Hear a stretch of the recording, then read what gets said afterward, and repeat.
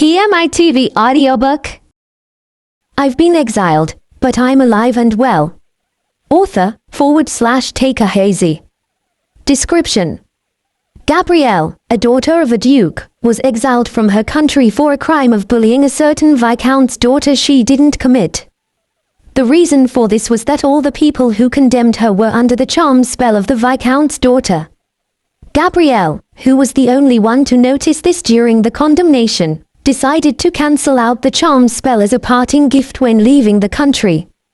When she was gone and the charm was broken, the country was filled with a storm of regret. They have done something terrible.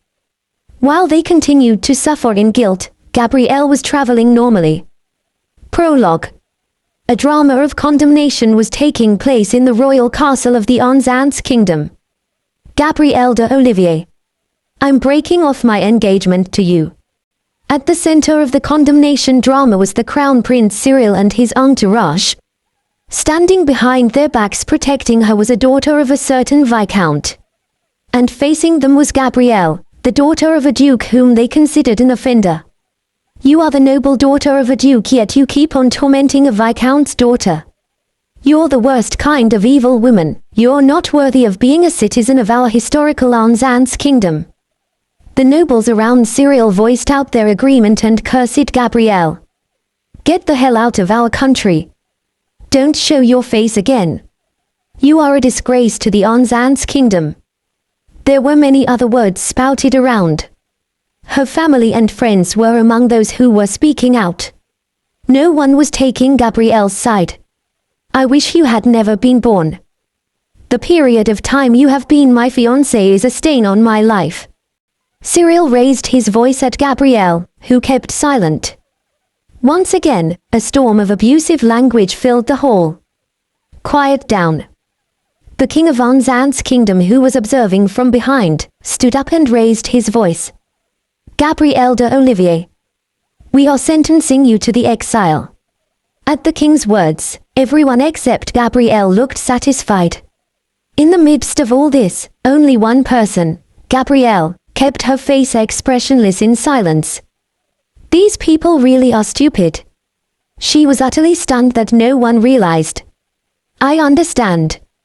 I will be leaving right away. She curtsied elegantly and left from the venue. Everyone was happy to see her leave.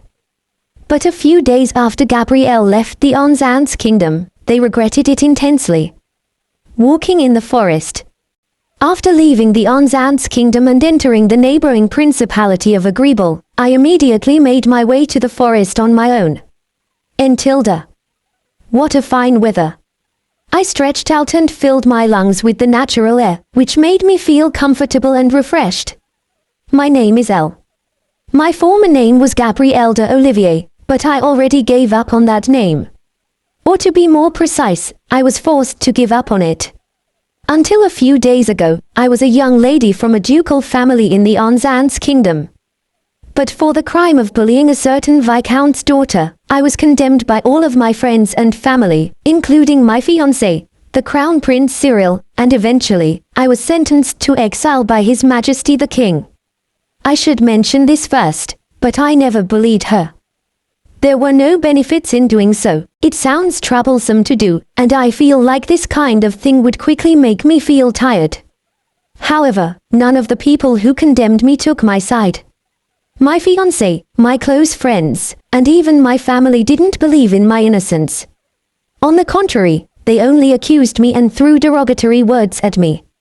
I know why the people who loved me so much just a few years ago have been acting so strangely. It was all because the viscount's daughter, who falsely claimed to have been bullied by me, was using a charm spell. Charm is a magic that is forbidden all over the continent. It allows you to play with people's minds and manipulate them to do your bidding. It was near the end of the drama that I realized that she had used this magic on Cyril and others. I could have broken Cyril and the others' enchantment immediately with my powerful magic power. But I didn't. It would be troublesome if they suddenly started apologizing to me earnestly after the charm was broken, and there was no way I could forgive them after abusing me so much, no matter how much the fault lied on the charm.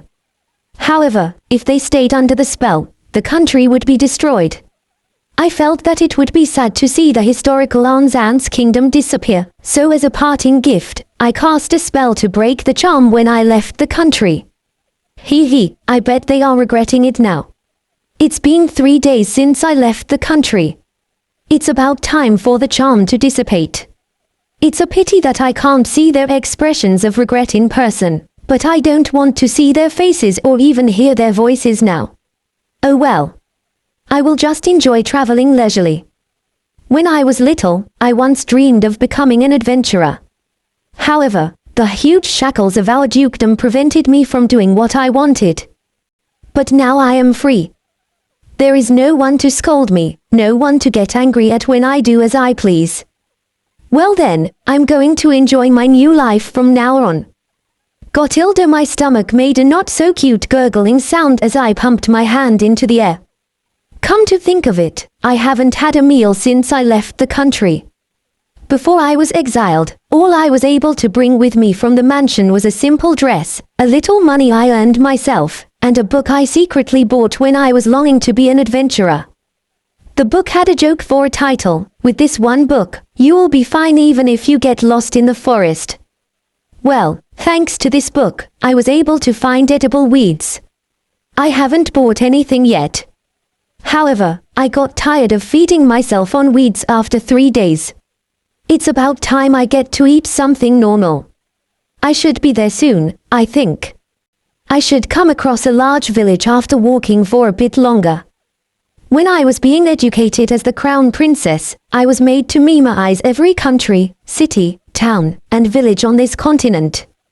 At the time, I wondered why I needed to memorize more than 500 of them. But now I want to say thank you to my teacher. Well, I don't want to meet them because they were one of the people who condemned me, though. Oh, there it is. I ran toward the village, which was finally in sight. Regret, Cyril's point of view. I want to die at once. Is there anyone who could grant me this wish? My name is Cyril de Gaetia. I am the first prince of the historical Anzan's kingdom. As the crown prince, I had a fiancé whom I cherished. Yes, that's right, had. Only a few days ago, it was me and my father, His Majesty the King, who drove my fiancé out of the country. My fiancé's name was Gabrielle de Olivier. Her eyes were as red as rubies and her long white hair seemed to represent her heart. The corners of her eyes were up and her large, round eyes were like a cat's. She was worried that she looked harsh, but I liked her that way. The words I threw at my beloved Elle when I condemned her were unforgivable. You are the worst kind of evil woman. I wish you had never been born. The period of time you have been my fiancé is a stain on my life. Many other abusive words were hurled at her, too. I wonder what Elle's face looked like as she listened to my words without saying a word. Did she look like she was about to cry? Was she dumbfounded? Or was she expressionless? The reason I can't remember at all is because I didn't even try to look at her. 3 days after I received the report that she had left the Anzan's kingdom, something strange happened to my body. It was as if I had been released from a nightmare and my thoughts became clearer. What have I done? Remembering what I had done, I struggled to hold back nausea that was rising in my stomach by covering my mouth tightly. I've been told that a certain Viscount's daughter had cast a spell called Charm, which is forbidden as it's used to manipulate people's minds, upon me. I don't know how long I've been under this spell, but I thought the lady was the love of my life and treated my fiancé, Elle, horribly. I wasn't the only one who was under the spell. My entourage, the king and the queen, Elle's family, and friends were all under the spell. They all treated Elle like a hindrance, hurled horrible words at her, and contributed to her condemnation. Their faces paled as they got released from the spell at the same time as me, and they immediately ordered a search for Elle. Of course they did. There is no record of her having done anything to the Viscount's daughter, so she was sentenced to an exile for a crime she did not commit. I know it's too late to regret this now. She had been carefully raised as a precious daughter of a duke, and there is no way she could leave with nothing and stay safe. She may have already left this world. At the very least, I want to return her to her family, even if it's just her remains. I want to hold her in my arms if I can. L. Please forgive this foolish me. While the prince was suffering from regret, what was L doing? Hey. Can you give me a little discount on this? She was negotiating for a discount on a loaf of bread. Feeling like a demon, Gabrielle's father's point of view. The moment I woke up, I felt as if I had become a demon. I, Duke Olivier, had a daughter. My beloved daughter, Gabrielle, was a memento of my late wife. I had kicked her out of my house and my country. No, to be more precise, it was His Majesty the King and His Highness Cyril, the Crown Prince and my daughter's fiancé, who kicked her out. Even so, it is a fact that I was complicit in her conviction. It was all because I fell under the spell of that Viscount's daughter. It was her fault, but it also was my fault, for I fell under her spell. That woman had already been captured and sentenced to death for her crimes of seducing the royalty and other powerful nobles, but I don't care about her. All I care about is the safety of my daughter. I don't care whether that woman is locked up in a felon's prison or if tortured to death. You still haven't found Elle. The moment the spell on me broke, I immediately started searching for Elle. It was only 3 days ago that she left. I thought I would be able to track her down soon. However, the reality is cruel. I have no excuses, Your Grace. We've confirmed that she left the country, but we have no idea what happened to her after that. Oh no. Elle was the owner of the highest magic power in the country. I don't think she will get herself killed, but I won't be able to find her after she left the country. Why couldn't I find her earlier? Your Grace, you should take a rest. There's no way I will be able to fall asleep. I cannot fall asleep when I don't know what is going on with Elle. Rather, when I try to rest, her face pops out in my mind, causing me to jump back on my feet. Elle. Where are you? I will not make a mistake again, so please let me find you soon. Please come back home. Father. My son Andre came to my office. His complexion was terrible. Naturally. My son was charmed by that woman, and he ended up hitting his elder sister whom he admired very much. He was also a victim of the charm, but he must be feeling crushed under the guilt of pushing his elder sister away. Have you found my elder sister yet? No. Please let me join the search party. I shook my head at my son's request. I cannot do that. Why? You have never been outside much, so what would you do if something happened to the search party? You would only make Elle sad. However, I did something so horrible to elder sister. Seeing the crying son of mine, I wanted to tell him that I am the one who wants to cry. How did things turn out like this? As for what Elle was doing while her brother was crying and her father was lamenting. Yummy. Auntie, this is super delicious. She was enjoying a cream-filled bun.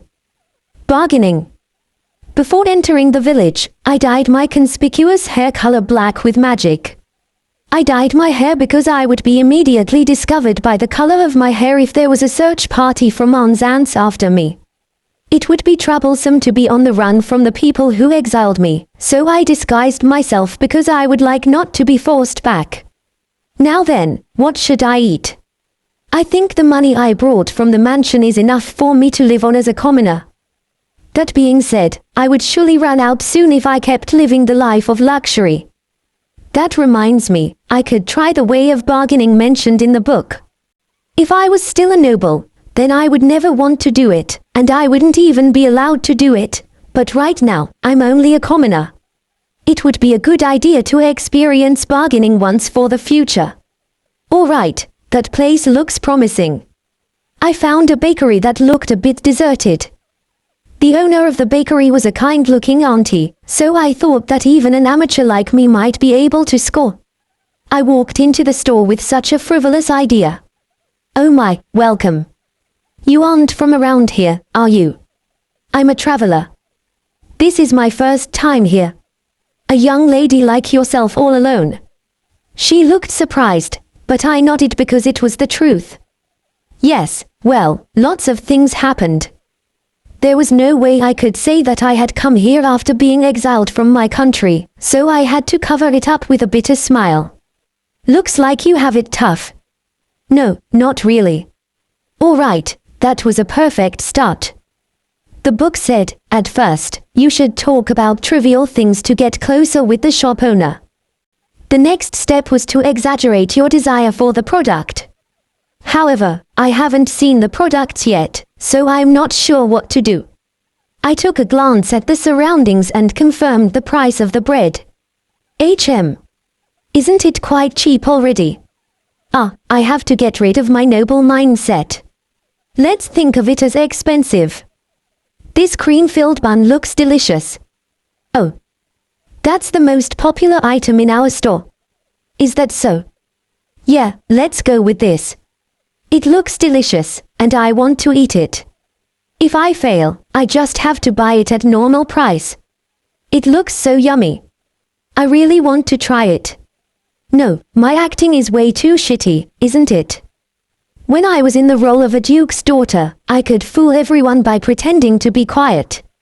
Say, can't you give me a bit of a discount? When I asked her half-jokingly, the shopkeeper auntie laughed at me.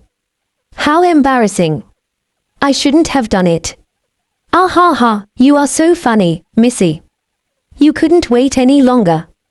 Apparently, she saw that I was trying to bargain. This was a failure. I could have done better if I had practiced beforehand. As I was feeling frustrated, the auntie wrapped a cream-filled bun in paper and offered it to me. I will give it to you. You were forced to come here because of some difficult circumstances, right? Eat this and cheer up. I'm in a difficult situation, but I'm fine as usual. In fact, I'm even happy to be free. Well, I didn't say that because I'm not an airhead. The cream-filled bun was handed to me as if she was trying to force it to my hands. I looked at the auntie's face, wondering what to do. Come on, give it a try. Is that really okay? It sure is. Then, I will have it. With that being said, I took a bite of the cream-filled bun. The cream that came out of the soft bun had an exquisite sweetness and texture. I couldn't get enough of the melting tastiness. Delicious. Auntie, this is truly delicious. It was so delicious I ate it at once. Thank you for the meal. You are a good eater, aren't you? Thank you very much. I felt embarrassed that I had eaten it so disgracefully. Disturbing story. The smiling face of the auntie turned into a lonely one. I'm happy to see the smile of a young lady like you at the end. At the end. Yeah. This is the last time the shop is opened. The shop seems to be closing. I wonder why the shop is closing when they can make such delicious pastry. Did something happen? I can no longer pay for the land here. The auntie replied with a troubled smile. The lords who govern this village have changed, and the new lord raised the price of the land. Hearing her words, I felt the disturbing mood. I guess it came from my instinct as a former noble. By the way, how much has it been raised by? It's 3 times the price of the previous lord. What? A lot of shops went out of business because of the sudden price hike. We used to be a thriving business too, but that's just too tyrannical. What is the government doing? The government didn't say anything about this. Not really. They don't care about a little village at the edge of the country. Manage your country better. It's been less than 30 years since the Principality of Agreeable gained independence from the Fall Empire to the north. I can only nod in understanding why the sloppy management. Have the villagers tried protesting against the new lord? There were a few who tried, you know. But you see, they came back in tatters. Apparently, they were beaten up so badly at the mansion that they were lucky to make it out alive. In addition to the unreasonable land rent, violence. There are good-for-nothings in every country. That's unforgivable. Indeed. But there are limits to what powerless commoners like us can do. There's no way I can forgive him. However, I am a criminal who was driven out of my own country. I don't know whether the foreign countries know about it already, and I shouldn't be doing things that make me stand out so much. Still, I am unable to leave things like this. Auntie, where is the Lord's residence? It's over there, but why? When I looked in the direction the auntie pointed at, I saw a magnificent mansion in the distance. These good-for-nothing nobles who live in luxury at the expense of the suffering commoners should all just get lost. Auntie, I will take the cream-filled bun I just ate as a commission fee. Excuse me then. I will do well at bargaining this time around. Wait, Missy. I told you the shop is closing as of today. I waved my hand at the flustered auntie and ran out. The destination is naturally the Lord's mansion. I will punish this good-for-nothing myself. The tavern opens at night, so I'll help you clean up. The Lord has to be punished. It's nice that I decided on that, but going in boldly would be unwise. I know that much. Then, what do I do? At times like this, gathering information becomes important. What kind of actions does the Lord take? Are there any gaps to exploit? I should make my move after looking into it. Phew, the tavern is the staple place to gather information. It was written in the book I brought with me. As expected, the best thing to have on me was this book. Missy, the tavern is not yet opened. I was warned by a middle-aged man in dirty clothes as I walked in. Apparently, the tavern was open at night. I learned something new. But still, the inside of the tavern was in a very shabby state. I wonder if this is also because the Lord has raised the land rent. May I ask you something? Sorry, but you will have to wait until the night. I'm busy cleaning right now. Go back, leave. He waved his hand at me. I just needed a little bit of your time though. What do I do? Yes.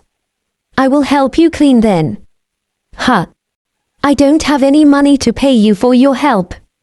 I don't need money. I just want to talk to you about something for a little bit. When I smiled at him, he made a dumbfounded expression at me. I don't want your money. I just want to talk to you for a minute. You are quite an oddball, Missy. You think so? Oh well. If you don't need payment for your help, then. Thank you very much. When I thanked him, he said, "You're a strange one, indeed, but I didn't understand. Helping with the cleaning. The tavern. I feel it's not that big anyway. It would be over soon if I used magic. What should I do first? Then, can I ask you to clean the floor?" All right. He tried to hand me an empty tub, which I refused to accept. I don't need it. I unleashed a purification spell on the floor that erased the dirt from it. In an instant, the floor became dirt-free. A maid taught me a long time ago how to get rid of dirt beautifully. I will be done in no time, so please wait a moment. I smiled at the surprised look on his face, rolled up my sleeves, and proceeded to clean the floor. I also decided to clean the windows, which were very dirty. Fortunately, I have a lot of magical power, so I'm sure I won't kick a bucket just from cleaning. After about 5 minutes, I finished cleaning the floor and windows. I feel like I've cleaned up pretty well. I'm sure this uncle will be happy about it, too. When I turned around, my eyes met his mouth gaping open. I'm done. Is there anything else that needs cleaning? No. Oh, let me fix the cracks on the wall too.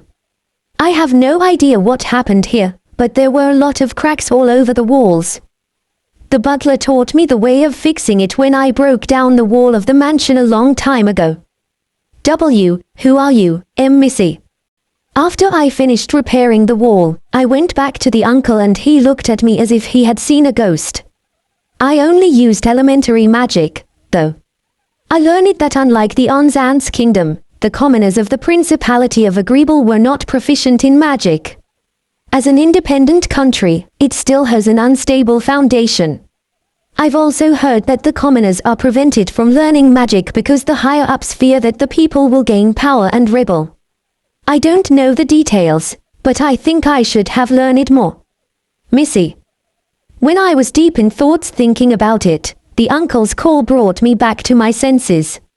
I am just an ordinary traveler. Traveler? Yes, I hail from the Onzant's kingdom. That's why I am proficient with magic.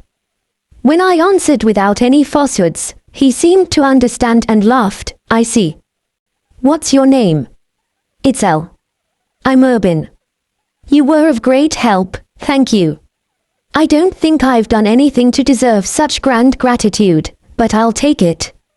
You're welcome, I said with a smile. So, you wanted to talk to me.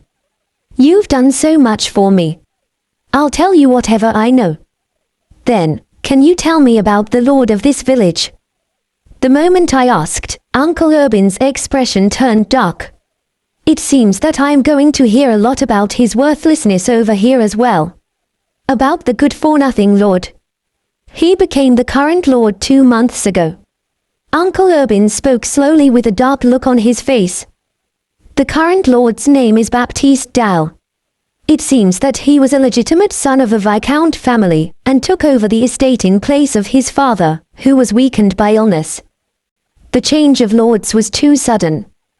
There were rumors that the son may have harmed his father. That's how much the former lord was loved by the people of the village. In contrast, Baptiste, who had not studied hard enough, was not suited to be a lord.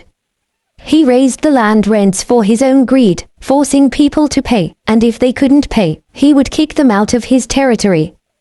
Because of this, the village had become desolate. It would have still been fine if it only had been money. What else did he do? That scum forcibly took young girls who lived in the village to his mansion. I can pretty much guess what Baptiste is doing with the young girls he kidnapped, but this makes my head hurt. How much of a piece of trash is he? Among them was my daughter. That's why I went to Baptiste's residence with the others to rescue the kidnapped girls. And then, what happened? The nobles of this country are able to use magic. There was no chance for us, the commoners, who had no means to fight, could win. It's a good thing they escaped with their lives. My heart ached for Uncle Urban, who smiled bitterly to himself. I believe that it is the rule of the world that those with power should protect those without power.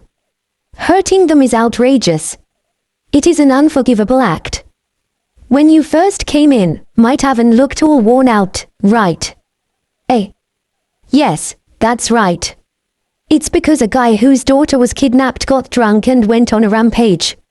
I know how he feels. I couldn't stop him, and that's why the walls got so many cracks. So he was venting his anger towards Baptiste here. It would be better for you to leave this village soon, Missy. You won't be able to escape when his subordinates discover you. I'm strong, you know. Well, that might be true, but this is no decent village. I don't want to see any more victims. Maybe he was comparing me to his daughter who was kidnapped, as Uncle Urban was still worried about me, a complete stranger. Aunt Anna from the bakery was also a kind person. I can't let the evil that torments these people go unchecked. Uncle, you have been in Baptiste's house before, right? Ah. Yeah, I was. Can you give me an illustration of the interior of the house, as best you can remember? Huh. I grabbed the hand of the dumbfounded uncle and smiled at him. Please? No, that's fine with me, but... Missy, you aren't planning on going to his place, are you? Of course not. I just want to know more about houses the nobles live in. I know it was a bad excuse, but I still can't give up the information. All right.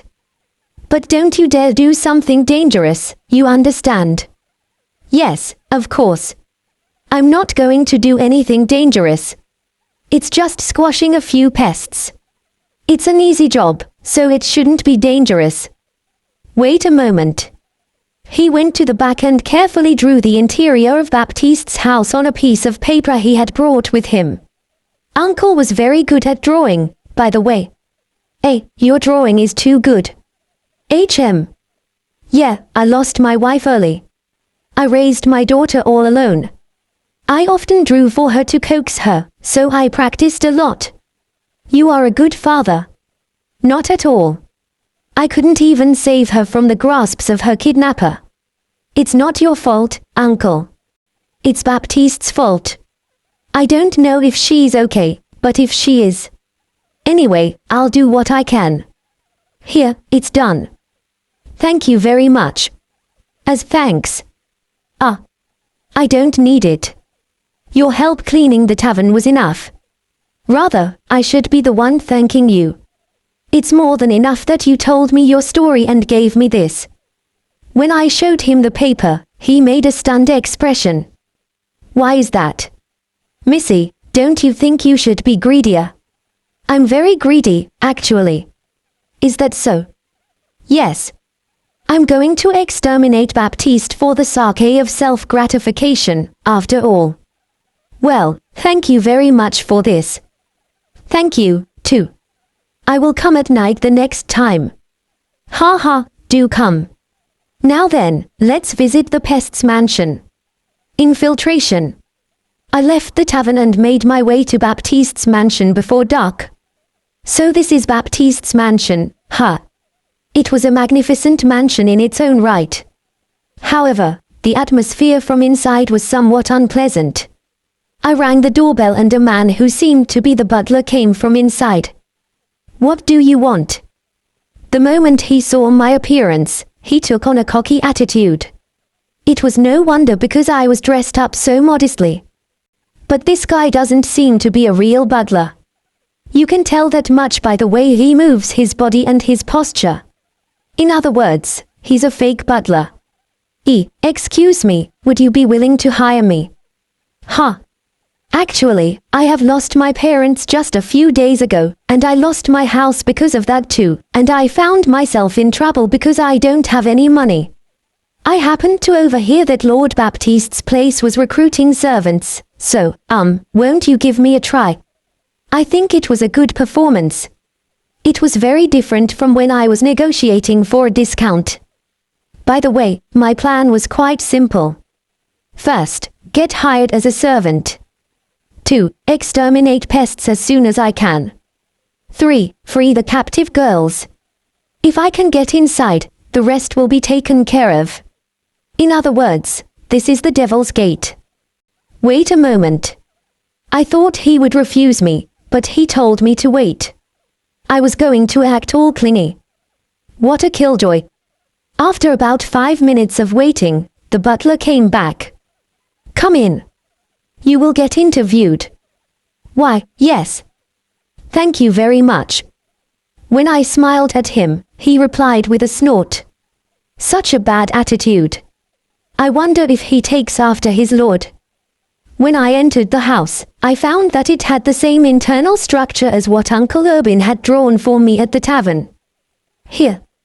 When I was ushered into what looked like a reception room, I saw a sickeningly fat man with greasy sweat on his forehead and breathing hard. This man must be Baptiste. I judged that it is him simply by his looks.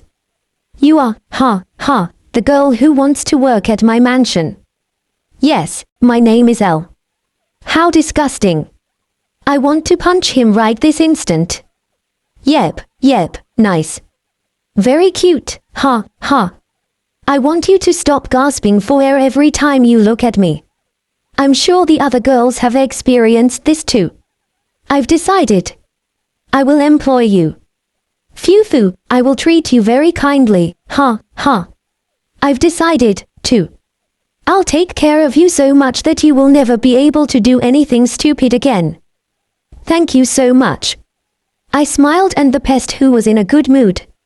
I almost snickered at how simple he was.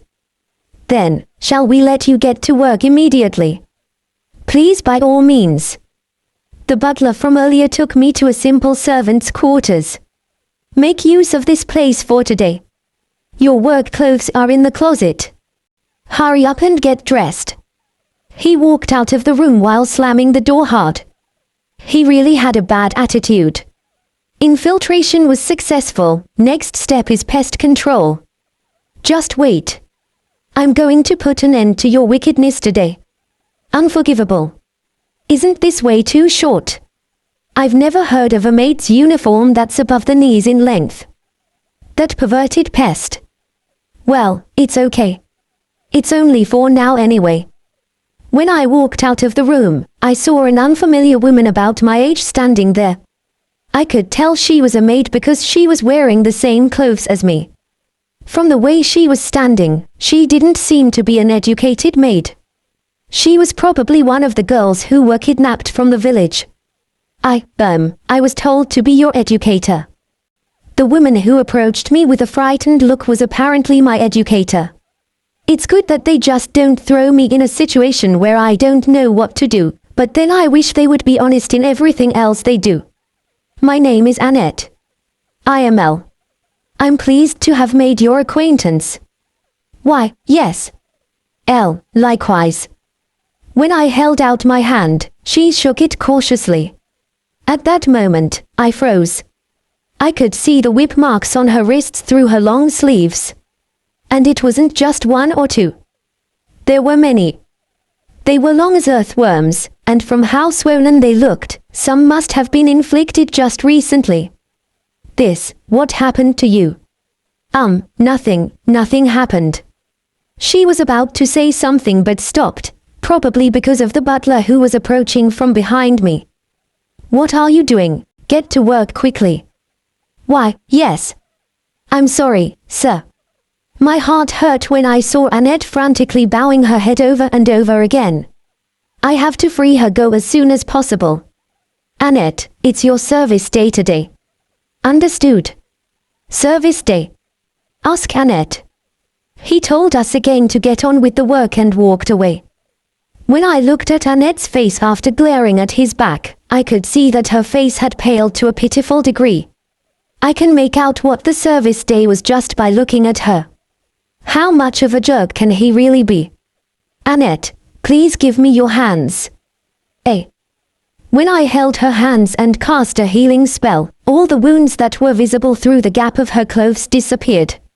I can only heal wounds on the body, though. I can't heal the wounds that were inflicted on her mentally. It's a secret that I healed it for you, okay? Annette's eyes opened wide in disbelief. I laughed as I held up my index finger in front of my mouth. I'm not going to let that butler freak know that I can use magic. Thank you so much. I shook my head as Annette clutched my hands and thanked me, almost crying.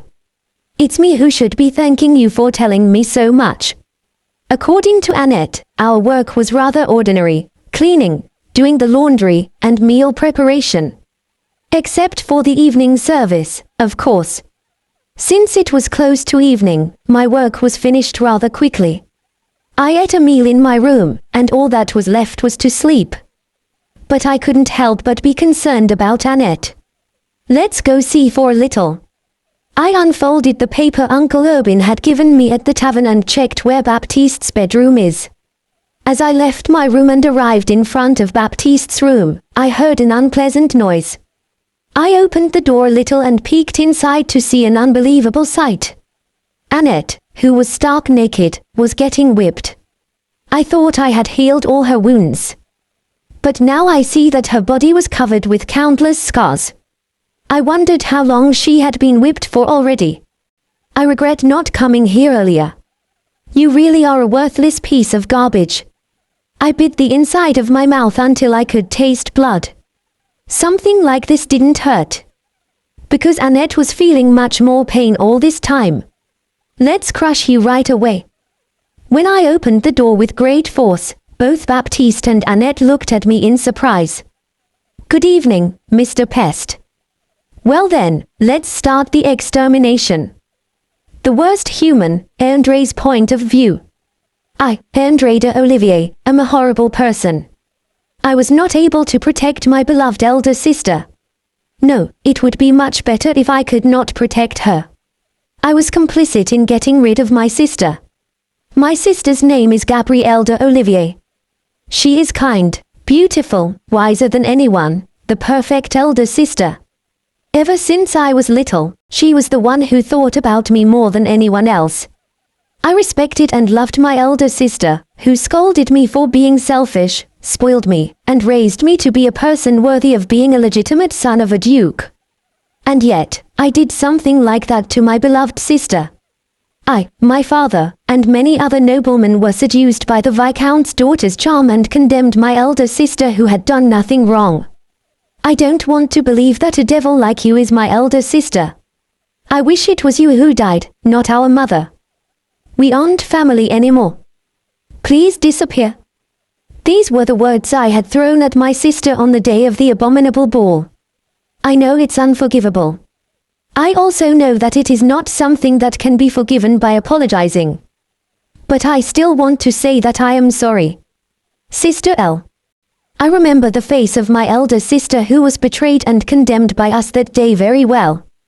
In the middle of the condemnation, my sister looked as if everything had become unimportant, but in the end she showed a smile. I wonder what she was thinking about at that moment. Was she ridiculing us in disgust? Or was she using a smile to conceal her sorrow? No, it might have been a smile of joy at being freed from suffering. Now, I don't know anymore. You look terrible, Andre. You too, father. My father loved my sister as much as I did. But he was a part of the condemnation. Now that the charm was broken, we were desperately trying to find my sister, but we haven't even found a clue. My sister is an excellent magician, but like me, she is not familiar with the outside world. There's no way she can live properly if she's thrown out there alone. If we don't hurry, it will be too late. No, it may already be late. Just what should I do? We can only pray for Elle's safety. As I thought, I will join the search party. I told you that you can't. Leave it be already. I can't bear to just wait around. I'm not sure what my good sister Elle would do if she were in my position. I'm sure she would selfishly run away from home to find me. That's the kind of person Elle is. Andre, it will be all right. We will find her. If Sister Elle died, Don't spout nonsense. My father was probably thinking the same thing and denying it over and over again. Sister Elle, please be safe. While her little brother was praying for her safety, Elle was. Did you really think you could win against me with that level of magic? I will crush you. She was in the midst of pest control with a pleasant smile on her face. Punishment 1. Little L. It was the pest who called out to me. I didn't want to hear his voice if I could help it. Did you perhaps come to serve me as well? That makes me so happy, ha, ha. The pest slowly approached me while pulling the whip that he used to beat Annette with. I punched him as hard as I could with my fist, which I had cast a body-strengthening spell on. At the same time as the whip fell to the floor, Baptiste hit the headboard and fell onto the bed. I shifted my gaze from the pest, who was writhing in pain, and ran to Annette. I'm sorry it took me so long to come. E.L. Why? We will talk later. Get away from here for now. I cast a healing spell and forced a light pink dress onto her over her head. Out of the corner of my eye, I saw a fireball flying towards us. It was an elementary fire magic spell that Baptiste had unleashed. Still, it was a lousy spell. I used water magic to extinguish the fireball that was slowly coming towards us, and Baptiste turned red in anger. What are you doing? It's I who would like to ask you what you are doing here, Mr. Pest. I stood protectively before Annette, who was getting dressed again, and glared at Baptiste. Stop kidding me. Know your place, you stupid maid. I put away the fireball that was thrown our way once again. It's useless no matter how many times you try. Everyone. A rebel. There's a rebel here. Baptiste shouted loudly as if he sensed that he was no match for me. Soon after, 5 men entered the room. There was also the butler among them. They were probably the pest's men. You are taking me lightly. I'm not afraid at all even if the small fries stare at me. From the looks of it, Baptiste and his minions don't have much magical power. I think the monsters I fought in the forest were stronger than these guys. Please escape. Annette's face paled, probably frightened by being surrounded by the men. Escape. Not possible. Because in order to escape from here, we will have to break through the minions that are stationed in front of the door anyway. Either way, I will have to crush them all. Please stay over here, Annette. After using magic to deploy a defensive barrier around her, I confronted the pest. Now, please. Come at me. Punishment, too. Well then. Please kindly make your move. Instigating them, the butler came running towards me. I dodged the fist that swung down and punched him in the jaw from below. His large body was easily blown to the ceiling and returned to the floor with a dull crash. When I was still a duke's daughter, I had been trained in martial arts. I am confident that I will not be defeated by someone who is just strong in brawls. You are joking. The remaining 4 minions released fireballs at once, but of course they were extinguished in an instant. Baptiste's magic was pretty shoddy, but theirs was even worse. I guess they haven't learned as much as they should. You really think you can beat me with that kind of magic?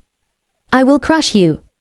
If you can only beat up commoners who have no power to defend themselves, how can you beat me who comes from a magic powerhouse? I smiled at them and fired a fireball back at them as an example. They put up a crude magic barrier to try to prevent it, but of course the fireball got easily through.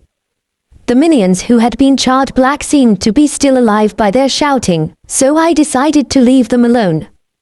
Baptiste, you are all alone now, aren't you? When I turned around and called out to Baptiste, he was sitting on the bed, his face pale and body weak. Who are you? Just a lone traveler. Bullshit. I am a viscount, you know. A noble. Do you think you can get away with this? I got irritated by those words. He's but a pest that doesn't know who is bullshitting who. You are the one who won't get away with this, Mr. Pest. What? I think it's better to let him cool down. I released an ice spell and froze the room around the bed where he was sitting. I looked at the white landscape and gave a small laugh. Now the room that was so hot and stuffy was cooler. What the hell is this? I thought I would cool down that head of yours that is boiling with anger. Bullshit. Bullshit this, bullshit that, is that all he can say? Let's shut his noisy mouth soon. He quickly charged at Baptiste, who was about to unleash his fire magic again, grabbed him by the collar and threw him towards his minions. The pest made a croaking sound like a squashed frog. When I got closer and put my foot on his bulging belly, he let out an even filthier squeal. You good-for-nothing pest. I will never forgive you. What did I do to deserve this? What did you do? Are you not self-aware of what you did? This is why I hate wrongdoers without a guilty conscience. Didn't you levy unreasonable taxes, take away women who didn't want to be here, and make many of your people suffer? So what? So what? There's a limit to bullshit one can spout. I grabbed him by the collar, lifted him up, and hit him on the other cheek that I didn't punch yet, until it got swollen. It hurts. The people in the village are in more pain and suffering. Don't be silly. Baptiste fell limp to the floor as I punched him again while saying such. It seems that he has no energy left to fight. I let go of his chest and looked down at him as he rolled on the floor in pain. A noble is an individual who protects his people. If you can't do that, you have no right to be a noble. To prevent him from escaping, I tied up Baptiste and his men and put them to sleep with a powerful hypnotic spell. I'm sure they won't wake up until morning. Truth to be told, I would love to kill him myself, but I can't do that. Let's hand them over to the government. Looks like I'm done here. When I turned around, I saw Annette, who was shocked and dumbfounded. Artilda, I think I'd better explain the situation to her. Former Lord. After returning to my room, I explained the situation to Annette. When I told her what I had found out at the bakery and what I had learned at the tavern, and that I could not leave the situation alone and decided to solve the problem, Annette burst into tears. What is it? He's my father. Father. The person you met at the tavern, he's my dad. The daughter that got taken away from Uncle Urban was Annette. I don't know if it was a coincidence or inevitable that she became my educator, but I'm glad I met her. Uncle Urban was very worried about you all this time. Yes. Everything is going to be fine now. I continued to rub her back as she began to cry again. When she calmed down, Annette turned to me with a determined look on her face. There's a person I would like you to help, Elle. A person you would like me to help. It's the former Lord. What is this about? I believe I heard that the former Lord was weak with illness. The former Lord is recuperating in this mansion. No. He is not. Huh. Our former Lord is not ill. He has been locked up in a dungeon away from here. A dungeon. Why would the former Lord be in such a place? I thought about it and an answer came to me instantly. Perhaps Baptiste had locked up the former Lord so that he could take over his position. If that was the case, then the people in the village were right in their conjecture. That pest is a real bastard. But how do you know about this, Annette? It's because I was in charge of delivering the meals to the dungeon. I recognized the face of our former Lord, so I was very surprised to find him there. It seems that the former Lord used to walk around the village a lot. And judging by how much he was adored, I'd say he was a man who cared a lot about his people. Then, Annette, could I ask you to guide me to that place? There are guards at that place too, is that really okay? You saw how strong I am, right? I will definitely protect you. And you are the one who asked for my help anyway, no? According to the villagers, the former Lord was a man of character. I believe that he is the only person who knows the village well enough to take charge of this desolate place. In order to do so, I need to talk with him. As if she understood my feelings, Annette nodded and said, "Thank you, I will guide you there." We left the mansion that became quiet and headed towards a remote area, where only a lonely hut stood. It was the middle of the night, and I felt a sense of foreboding. "Annette, please don't leave my side." "Oh, okay." Inside the hut, there was only a staircase leading to the basement. We descended slowly and quietly.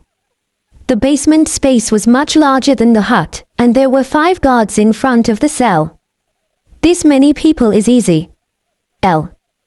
The magic that put Baptiste and the others to sleep was used to put the guards to sleep as well. It was the people in the prison who reacted to the sound of guards falling to the ground. Amazing. Well, let's go. I pulled the startled Annette by hand to the front of the cell and saw 2 dirty-looking middle-aged people, a man and a woman, inside. They were probably Baptiste's parents, the former Lord and Lady. There seemed to be people in the other cells, but for now, I had to talk to these people first. "You are?" "My name is Elle." "Was it you who made them sleep?" "Yes. I came to help you." When I told them what I was here to do, the older man and women looked surprised. I would like to explain the situation right away, but I think we can talk more calmly in the mansion than here. Why don't we return to the mansion first? No, but we can't talk calmly here. I want to explain the situation. He was reluctant when I told him that. He probably doesn't know if I'm someone he can trust. As I was wondering what to do, Annette, who was behind me, stepped forward. "Master, Elle has already defeated Lord Baptiste. You can trust her." "You defeated Baptiste?" "Yes. I would like to talk to you about something regarding that as well, if you don't mind." Finally, The man nodded his head and said, "All right. Feudal lords, come back. Anyhow, let's get out of here first." I called out to the former feudal lord, who nodded weakly. I searched the bodies of the sleeping guards for the key to the cell, but couldn't find it. Perhaps Baptiste, the one who locked up the former feudal lord, has it. There's no choice, I will have to break them out by force. I used fire magic to meld the padlock attached to the cell and broke it. You are good at magic. I'm from Onzance, so. The magic powerhouse, huh? I guess even children there can do this much. When the former feudal lord asked me and I answered, he was easily convinced. The people who were released from the cell were the former feudal lord, his wife, and the servants who had originally served the Viscount d'Or's family. Sorry, but please let my wife and others sleep. They have not been able to sleep well since we got locked up. Would you like to sleep first too? No, let me hear what you have to say. All right. I left the lady and others to Annette, who had come with me, and left alone with the former feudal lord. The moment we entered the brightly lit room, I thought I saw a momentary look of surprise on his face. We sat down on the sofa facing each other. Let me introduce myself, my name is Exiled. He bowed his head as he introduced himself. I felt a sense of discomfort when he suddenly spoke in a polite manner, but I didn't think too much about it. Thank you for your help. I'm truly sorry for the trouble my stupid son has caused. Don't mind it. Why don't I tell you what happened while you were locked up? Please do so. When I told him what had happened so far, Lord Exiled had a look of grief on his face. He was a man of character, and it was hard for him not to feel sad when he heard that the people of his village were suffering. It must be even more painful for him to hear that it was his son who caused all the suffering. I cannot forgive what Baptiste had done. Yes, I feel the same way. How do you plan on dealing with him? When I asked him, Lord Exiled let out a sigh. Of course, I will have to turn him into the country as a criminal. The people who live here are all my precious family. I will never forgive him for making them suffer. I'm going to have him brought to justice no matter what. His sharpened eyes were filled with determination, and he seemed to have no hesitation. I can't believe that he is the father of that person. It's just that when he was a child, Baptiste wasn't the kind of boy who would do something so horrible. Is that so? He was a very diligent child when he was young. However, one day he said, "I can never be like you, father," and started skipping on his studies. He changed because of me. Lord Exiled had his hands clasped tightly in his lap as he murmured sadly.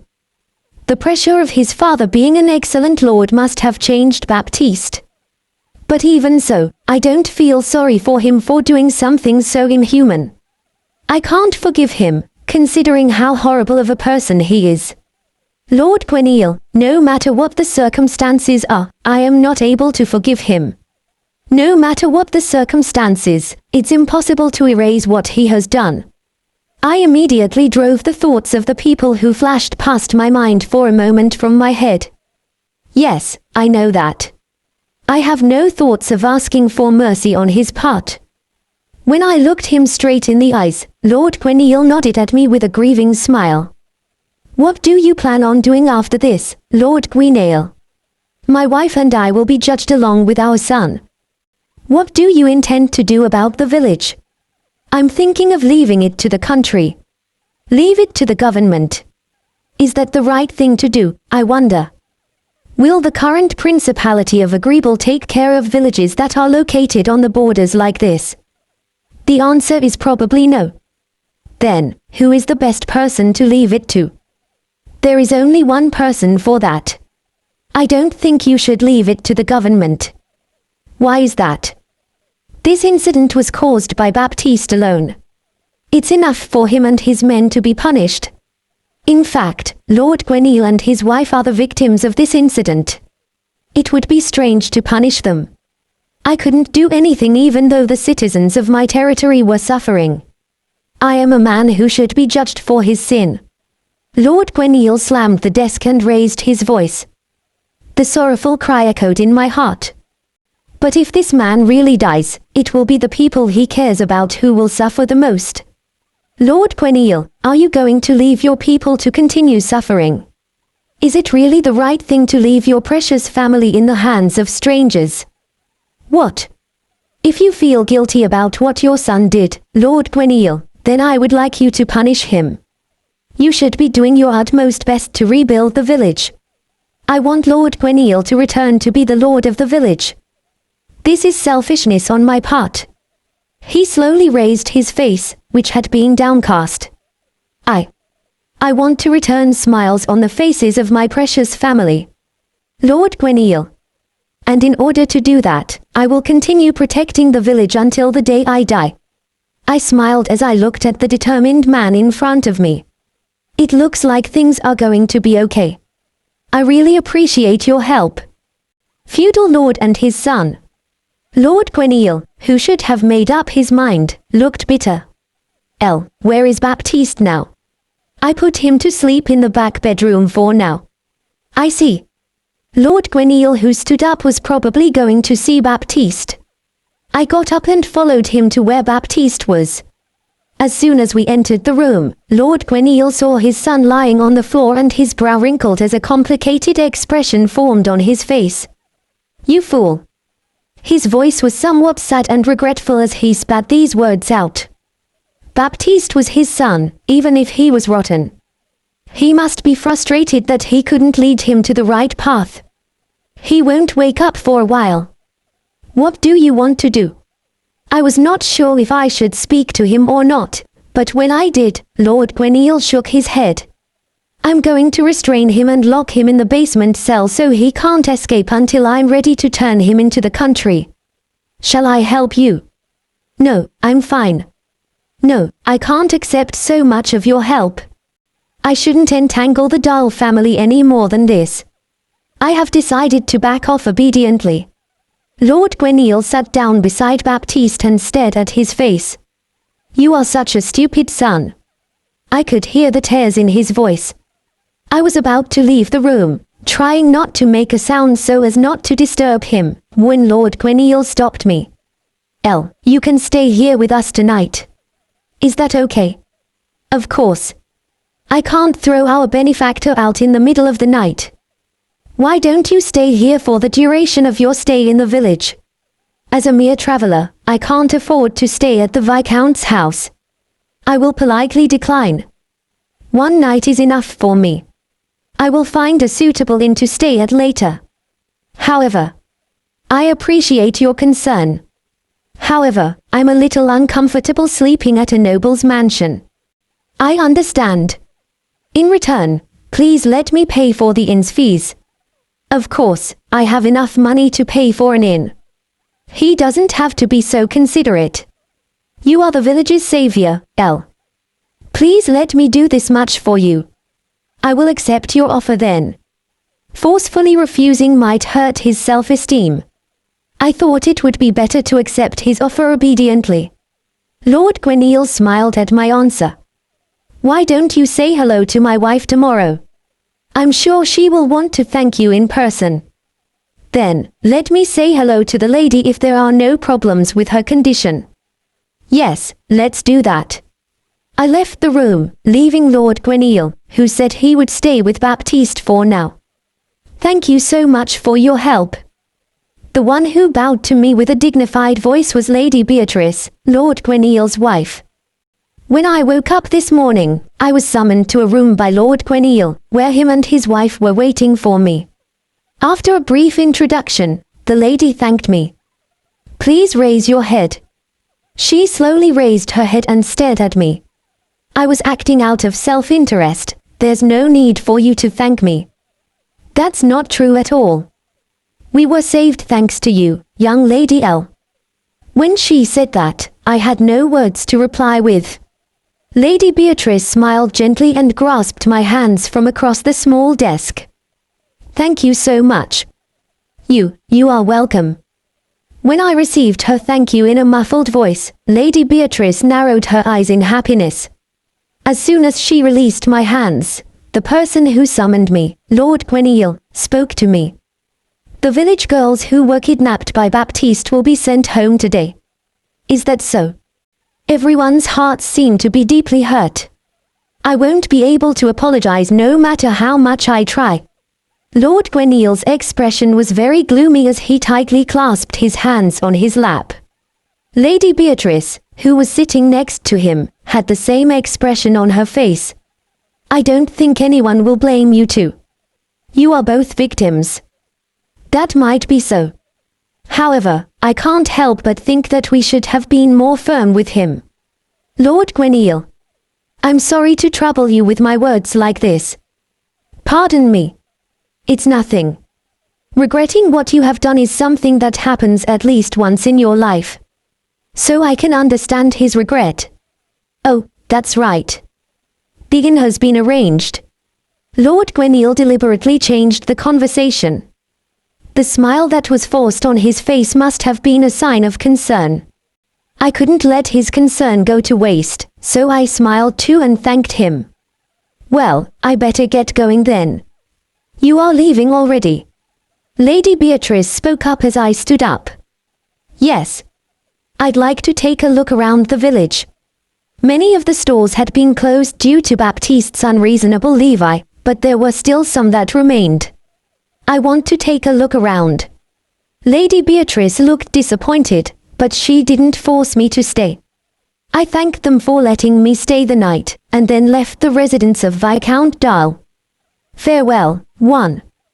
3 days have passed since the day I captured Baptiste and released Lord Gweneil and the others. The day after I left Viscount Dahl's mansion, Baptiste and his men were taken into custody and sent to the capital city. Of course, they were guarded to make sure they didn't escape. The captured village girls went back to their homes. The girls and their families were all traumatized. However, it seems that none of them said anything to blame Lord Gweneil and Lady Beatrice. Perhaps it was because of their personalities and their deeds until now. By the way, not many people know what I did. I was walking around when I bumped into Lord Gweneil, who was apologizing to the villagers. At that time, I asked him not to tell anyone about what had happened there. I didn't want to stand out in the Portu village, which was so close to the Anzan's kingdom. Lord Gweneil was reluctant, but in the end, he agreed with the intentions of his benefactor. Auntie, please sell me this bun cheaper. Ha ha, you came again. But, I won't give you a discount just for saying that. That can't be. Of course, Auntie Anna's bakery never closed its doors. I have been coming here every day for the past 3 days and she hasn't given me a single discount. Sometimes things just don't work out. Then, I will have this. Yes, that's the exact amount. Will you eat here as usual? Yeah. The cream buns made by Auntie were as delicious as ever. But today, I couldn't eat it in an instant. I put the half-eaten bun on my lap and looked at her, and she gave me a worried look. Auntie. What is it? I'm thinking of leaving this village today. Auntie Anna's eyes widened and she smiled sadly. Is that so? I'm going to miss you. I'm going to miss you too. The Portu village was very cozy. But, I cannot stay here forever. The search party sent out by the Anzan's kingdom should be about to reach this village. I have to leave before that happens. Auntie Anna, thank you for everything. I should be the one thanking you, Elle. I carefully ate the rest of the cream bun. Auntie Anna, who had been staring at me, stood up and began to fill a paper bag with the cream buns. As soon as I finished eating, she handed me the bag. Here, I will give this to you. When I tilted my head to find out what she meant, she replied, "It's my gratitude." I wondered what she was thanking me for. What gratitude? Lord Gweneil told me and the old man from the tavern about Baptiste's matter. We won't spread rumors about it, so you don't need to worry. I was shocked. I told Lord Gweneil about the bakery and the tavern, but I didn't think he would have told them the truth. I had kept my mouth shut, But I guess the reason I was willing to let them find out was because we had become such good friends during my stay. Thank you so much, Elle. No, I just didn't want people to miss out on these delicious cream buns. When I laughed, Auntie Anna laughed with me. That being the case, please accept this. I understand. Thank you very much. I hugged the paper bag gently so as not to crush the cream bun. If you want to leave the village, go to the old man at the tavern. If you leave without saying anything, he will chase you around. Phew, I'm going to do that. I want to say my farewells to both Uncle Urban and Annette at the tavern. Then, take care. Yes. I will come again. Yeah, come while I'm still alive. I waved my hand as I left the bakery. Farewell, too. Uncle Urban and Annette were cleaning the tavern when I entered the bar, and were not open yet. We are not open yet. Oh, it's you, Elle. Father, you are being rude. Hello, Elle. Hello to both of you. After exchanging greetings, I sat down at the table Annette had arranged for me and faced them. For some reason, Uncle Urban gave me a dumbfounded look. Giz, you always come before we open. Dad. I'm sorry, Elle. No, it's the truth, after all. I have visited the tavern every day for the past 3 days, and I have always come before the opening to help them clean up. But today was different. I took a small deep breath and faced the two men. Actually, I'm leaving the village. Eh? When? Right now. No way. Annette stood up, sounding surprised, but Uncle Urban seemed to know what I was planning. Annette, sit down. Yes. Let me thank you first. Thank you for saving my daughter. As soon as Annette sat down, Uncle Urban bowed to me. I would have been very surprised if Auntie Anna had not told me that he knew the truth. I can't thank you enough. Dad, please allow me to thank you again, too. Thank you so much. When Annette saw Uncle Urban thanking me with tears in his eyes, she also started crying and thanking me. I don't know how many times Annette has thanked me. She also thanked me for the other girls who were kidnapped. I also want to thank you. Why are you thanking us, Elle? That's right. It's us who were helped by you. Just because. Coming from a person who was kicked out of her country because of people's hostility and hatred, I have to say that just the fact that you welcomed me so warmly was worthy of my gratitude. I can't say it out loud, but I muttered my thanks again in my heart. You are a strange kid as always. Hey, Dad. You are being rude. Sorry, I don't know what to say when it comes to serious goodbyes. Giz. I don't mind it. I don't want to feel like I'm saying goodbye for the last time, either. It's better to smile when you say goodbye. That's what I did that time, too.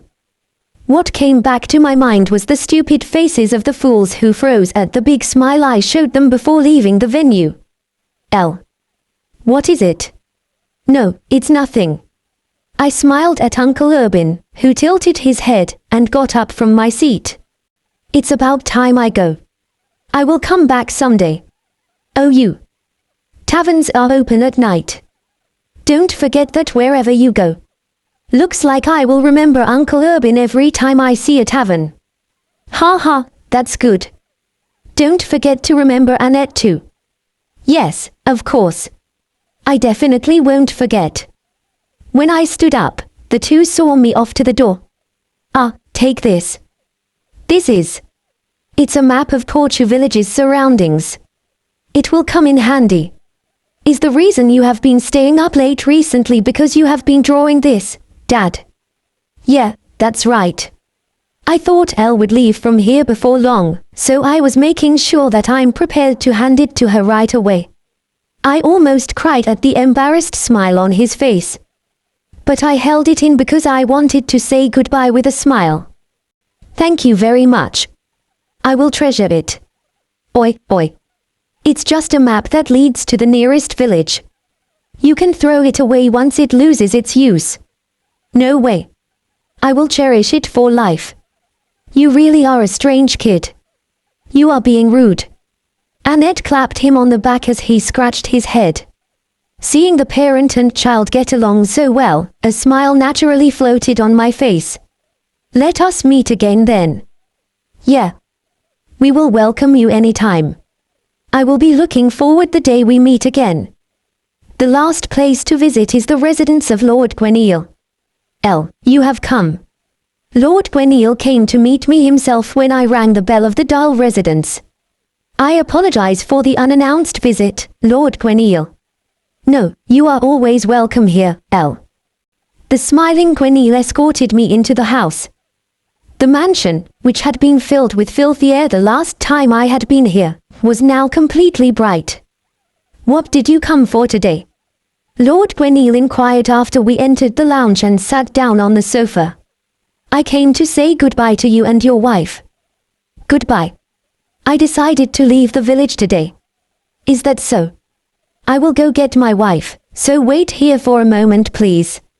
Lord Gweneil stood up and left the room. He then returned with Lady Beatrice, so I stood up and greeted her. You are leaving. When I replied yes to Lady Beatrice, she made a tearful expression. If it's okay with you, you could stay with us forever, you know. That's, unfortunately, not possible. I can't afford to stay at one place for long. I have to get as far away as possible. But... Stop it. Elle had made a decision. Lord Gweneil stopped the unwilling Lady Beatrice. He was also making a complicated expression. I am very glad you feel this way, Lady Beatrice. However, I had already made the decision. Young Lady Elle. Lord Gweneil turned to me while patting the back of his saddened wife. You are departing already. Yes. Let me give you one of our horses then. Use it to travel by all means. That's... We are still not satisfied with our repayment for your help. All I asked from Lord Gweneil was that he doesn't tell anyone about what I had done. I guess that was not enough to convince him. And having a horse would be very helpful, so I will just accept it. I will gratefully accept your kind intentions then. There's no need to thank us. We are really indebted to you regarding our stupid son's incident. Thank you very much. Thank you very much, young Lady Elle. The two nobles lowered their heads with bitter smiles. That reminds me, there's one worrisome thing that concerns me. Lord Gweneil. What are your plans regarding your successor? I was worried that since Baptiste was turned in as a criminal, there would be no one left to take over the Dahl fief, so I was worried. In response to my question, Lord Gweneil raised his voice. Actually, we have another son, so I am going to entrust it to him. Another son? Yeah. In fact, he is studying abroad in the Onzant's kingdom. The moment I heard about the Onzant's kingdom, my heart stopped. Even though it's a country that doesn't have anything to do with me. Immediately, I turned to them with a smile that I had cultivated during my education as a lady to disguise my agitation. I see. I'm relieved to hear that. Please don't worry, I won't let my people suffer again. Apparently, their other son was a decent man. I was told that they had originally planned to let him take over. However, I had no idea that someone from Viscount Dahl's family was studying there. I wonder if he was also a victim of charm magic. Even if he was, the spell was already broken. The Portu village should be safe now that his thoughts are clear again. So you are ready to depart then? Yes. Young Lady Elle, you can't ride a horse in that outfit, no. I was currently wearing a one-piece dress. I certainly can't ride a horse with a skirt. While I was wondering what to do about it, Lady Beatrice stood up and beckoned me to follow her. After we moved to another room, she handed me black culotte pants for horseback riding. I also wanted to give you to convey my gratitude, so I had these prepared. Thank you for taking the trouble to prepare it for me. Don't mind it. It's nothing that big of a deal. The two of us walked to the main gate of the mansion, where a well-built black horse had already been prepared for me. Lord Gwenyl stood beside it. "Please come visit us again at any time. I'm looking forward to seeing you again." "Thank you very much, both of you." I mounted the horse and ran out of the gate of the mansion. "Please run somewhere far away, young Lady Gabrielle." Lord Gwenyl's last words didn't reach my ears. Savior, Gwenyl's point of view. We waited until young Lady Gabrielle was out of sight before returning inside the mansion with my wife, Beatrice. Young Lady Gabrielle is going to continue her journey, huh? Yeah. She most likely wants to run away from Anzans. My name is Gwenyl Dahl, a viscount who serves as the feudal lord in the village of Portu on the edge of the Principality of Agreeable. Until a few days ago, my wife and I, as well as the old servants of the household, were locked in a dungeon by my foolish son, Baptiste. Elle was the one who saved us. Her real name is Gabrielle de Olivier. She is the fiancée of His Royal Highness Cyril, the crown prince of the neighboring Anzans kingdom, and the only daughter of a duke. 2 years ago, I was attending a large party in Auberne, the official capital of the Principality of Agreeable, since I am a viscount.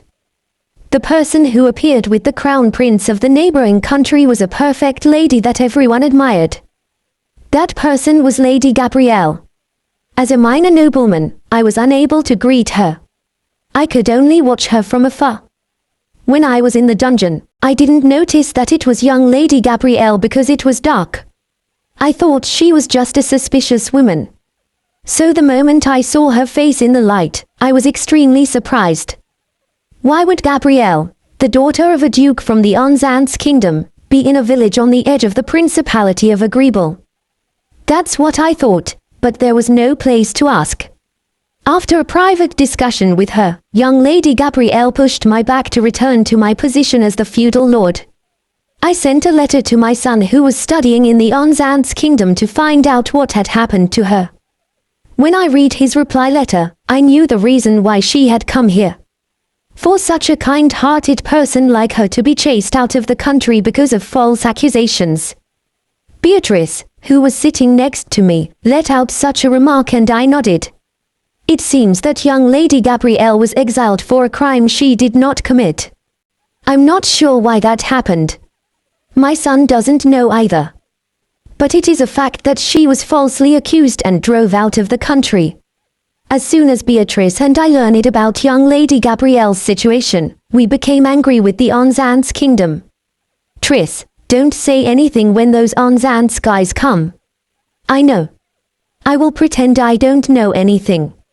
According to the information my son has obtained, a search party for young Lady Gabrielle has been sent out from the Anzans kingdom.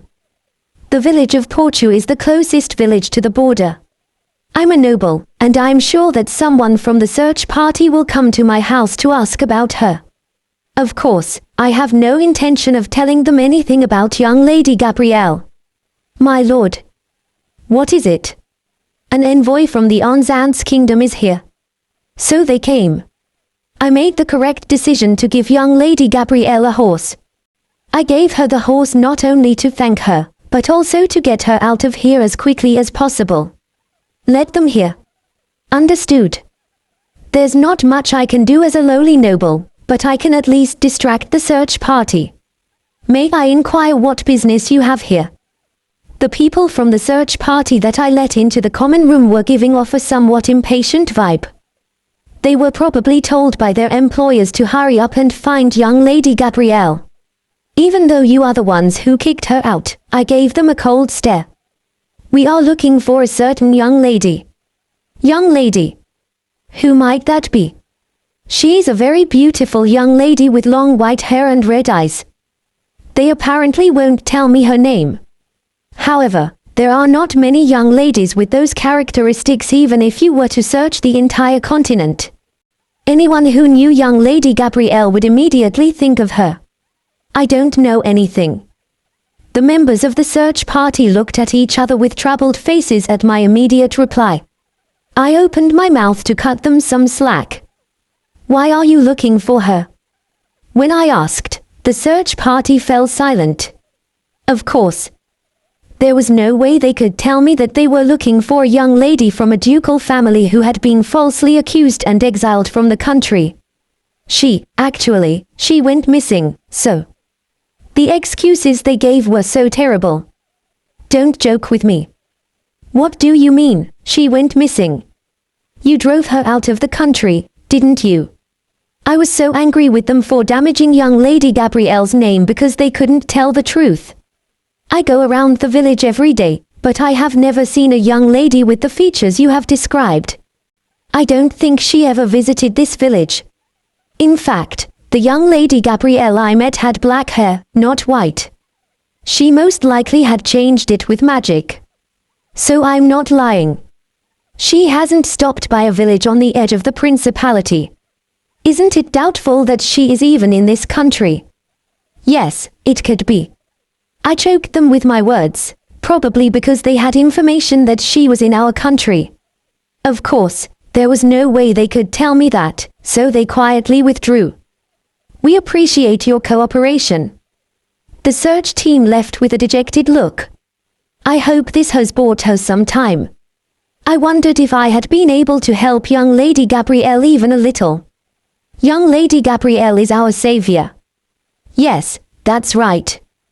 We prayed to God that young Lady Gabrielle would be able to escape as far as possible. The young lady who was falsely accused, Viscount Dahl's son's point of view.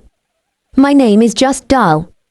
I'm the son of a Viscount who governs the village of Portu on the edge of the Principality of Agreeable. It was 2 months ago that I came to study in the Onzant's kingdom. However, the Onzant's kingdom was strange from the time I arrived. To be more specific, the nobles were acting strangely. One of the things that bothered me the most was the treatment of the crown prince's fiancée, the daughter of a duke, Gabrielle de Olivier. She was talked about as if she was a bad woman, but until a while ago she had a reputation as the perfect lady. What happened here? I was curious about what had happened to the young lady who was adored by many nobles, so I looked into it, but I couldn't understand it at all. But there was one thing I did know. It seems that a certain Viscount's daughter is very much cherished by the royal family and the high-ranking nobles. I have never met her myself. But when I talked to people who had seen her, they all gave me the same answer. A wonderful woman with an adorable face. That was their impression of the young lady. I felt uncomfortable with their answer. No matter how adorable her face was, it would be strange for a Viscount's daughter to be cherished by royalty and high-ranking nobles so much. I spent the next 2 months feeling hazy. One day, a big problem arose at a ball held at the royal castle in Rev, the royal capital of the Onzant's kingdom. I was not invited as I was not a family member of a Viscount with much power, but I heard later that young Lady Olivier was convicted and exiled. That alone was incomprehensible to me, but when I was told that the reason for her exile was because she bullied the Viscount's daughter, my head started to hurt. Isn't it stupid to exile a duke's daughter for something minor as bullying a Viscount's daughter? It happened about 3 days later. Everyone who was involved in convicting young Lady Olivier began to regret it, as if released from a bad spell. I asked them why, but they wouldn't tell me. They all simply told me that they had done something irreparable. Apparently, the young Lady Olivier was given a heavy sentence of exile for a crime she didn't commit. Exiled for a crime she didn't commit, that's ridiculous. This was the worst thing that had happened to me in a country I had visited to broaden my horizons. I immediately wanted to go back to my country. It was about a week after young Lady Olivier's banishment. I received a letter from my father asking, did something wrong happen to young Lady Gabrielle? I didn't know why my father was so concerned about young Lady Olivier, but I wrote everything I knew in the letter and sent it to him.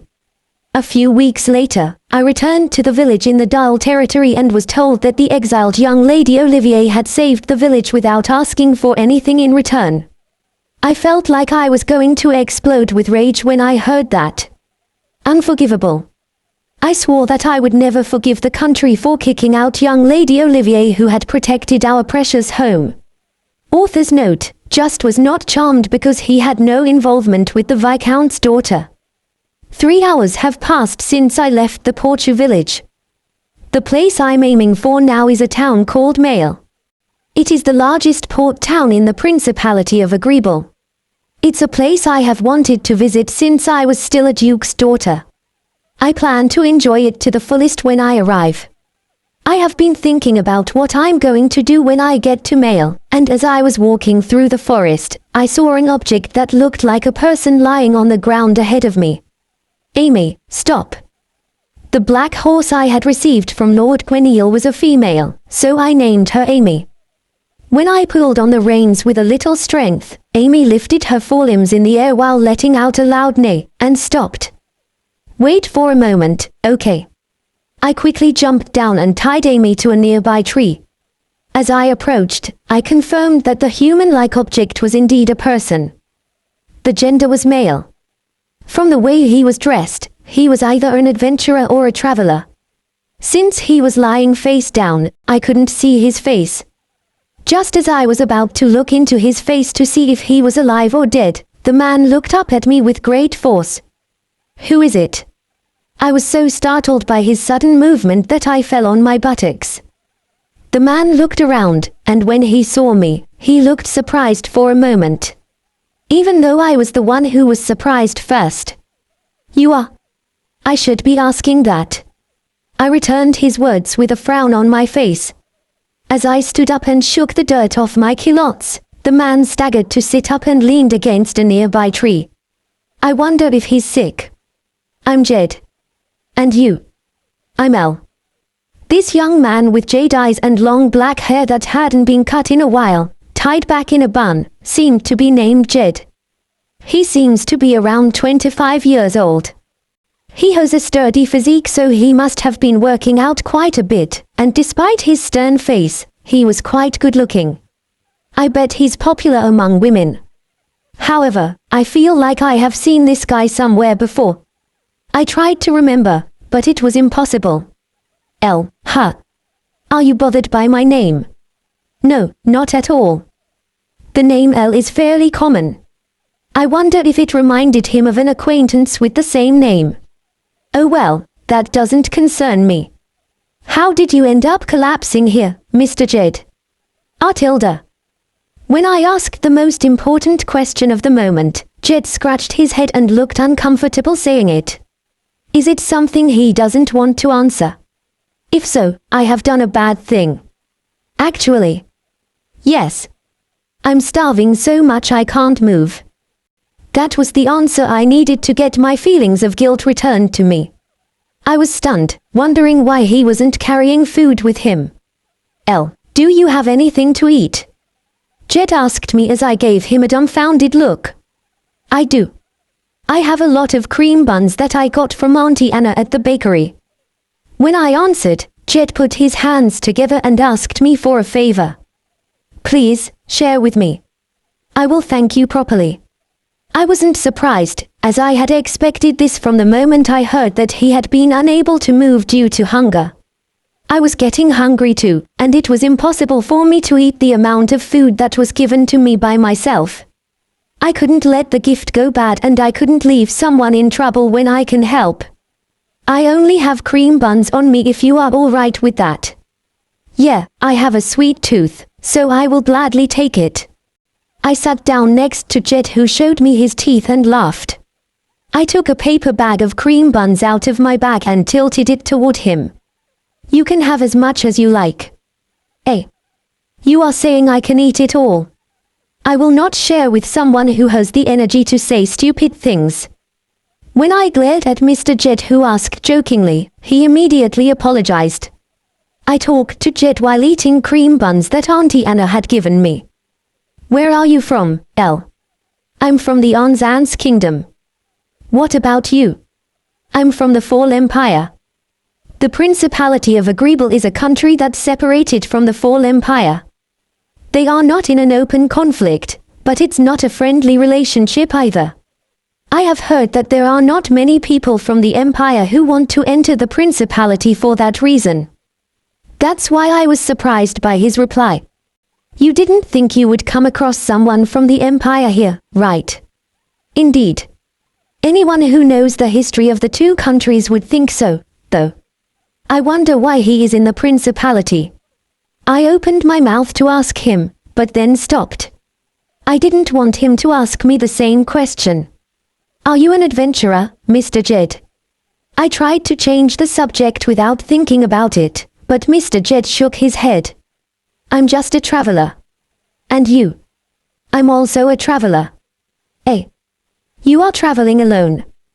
He turned his surprised face towards me. It's rare for women of any origins to travel alone, after all.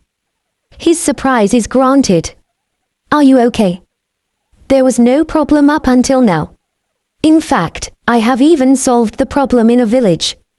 I said there was no problem, but Mr. Jed lowered his eyebrows and gave me a worried look. You don't have to worry about it that much. Of course there's a problem.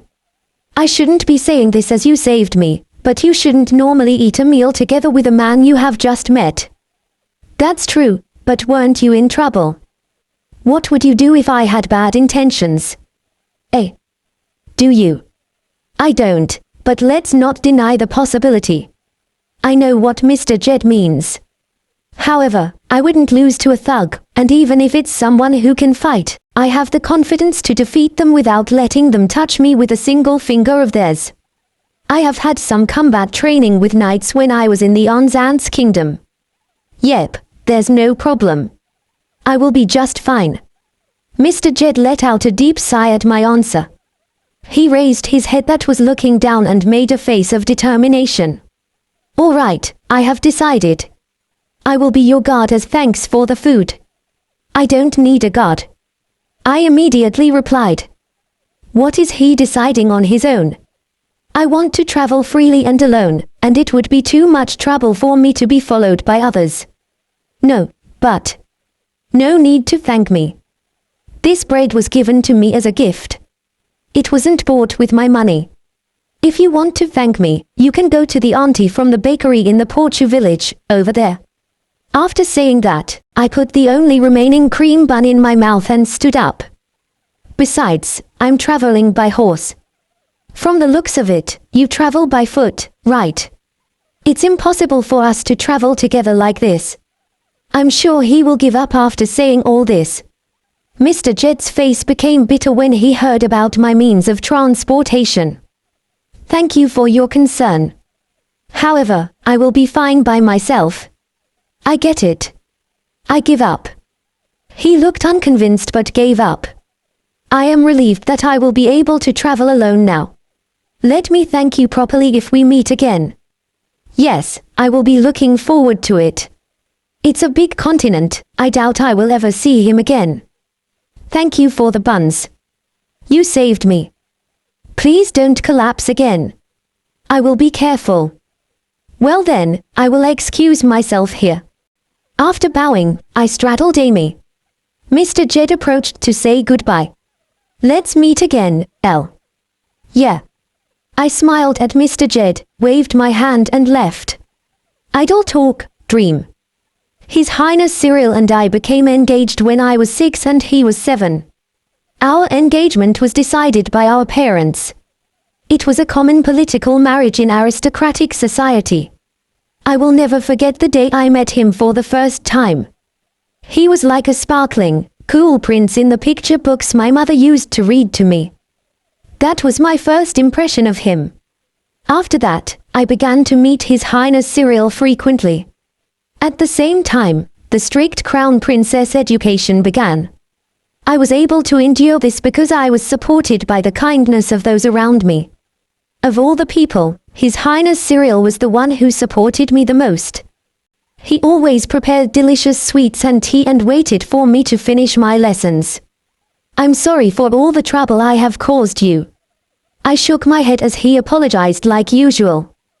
Please don't apologize. But when I do my best, I get praised, and you always spoil me afterward, so no matter how hard it is, I can do my best. I took his hand and smiled at him, and his tense cheeks softened.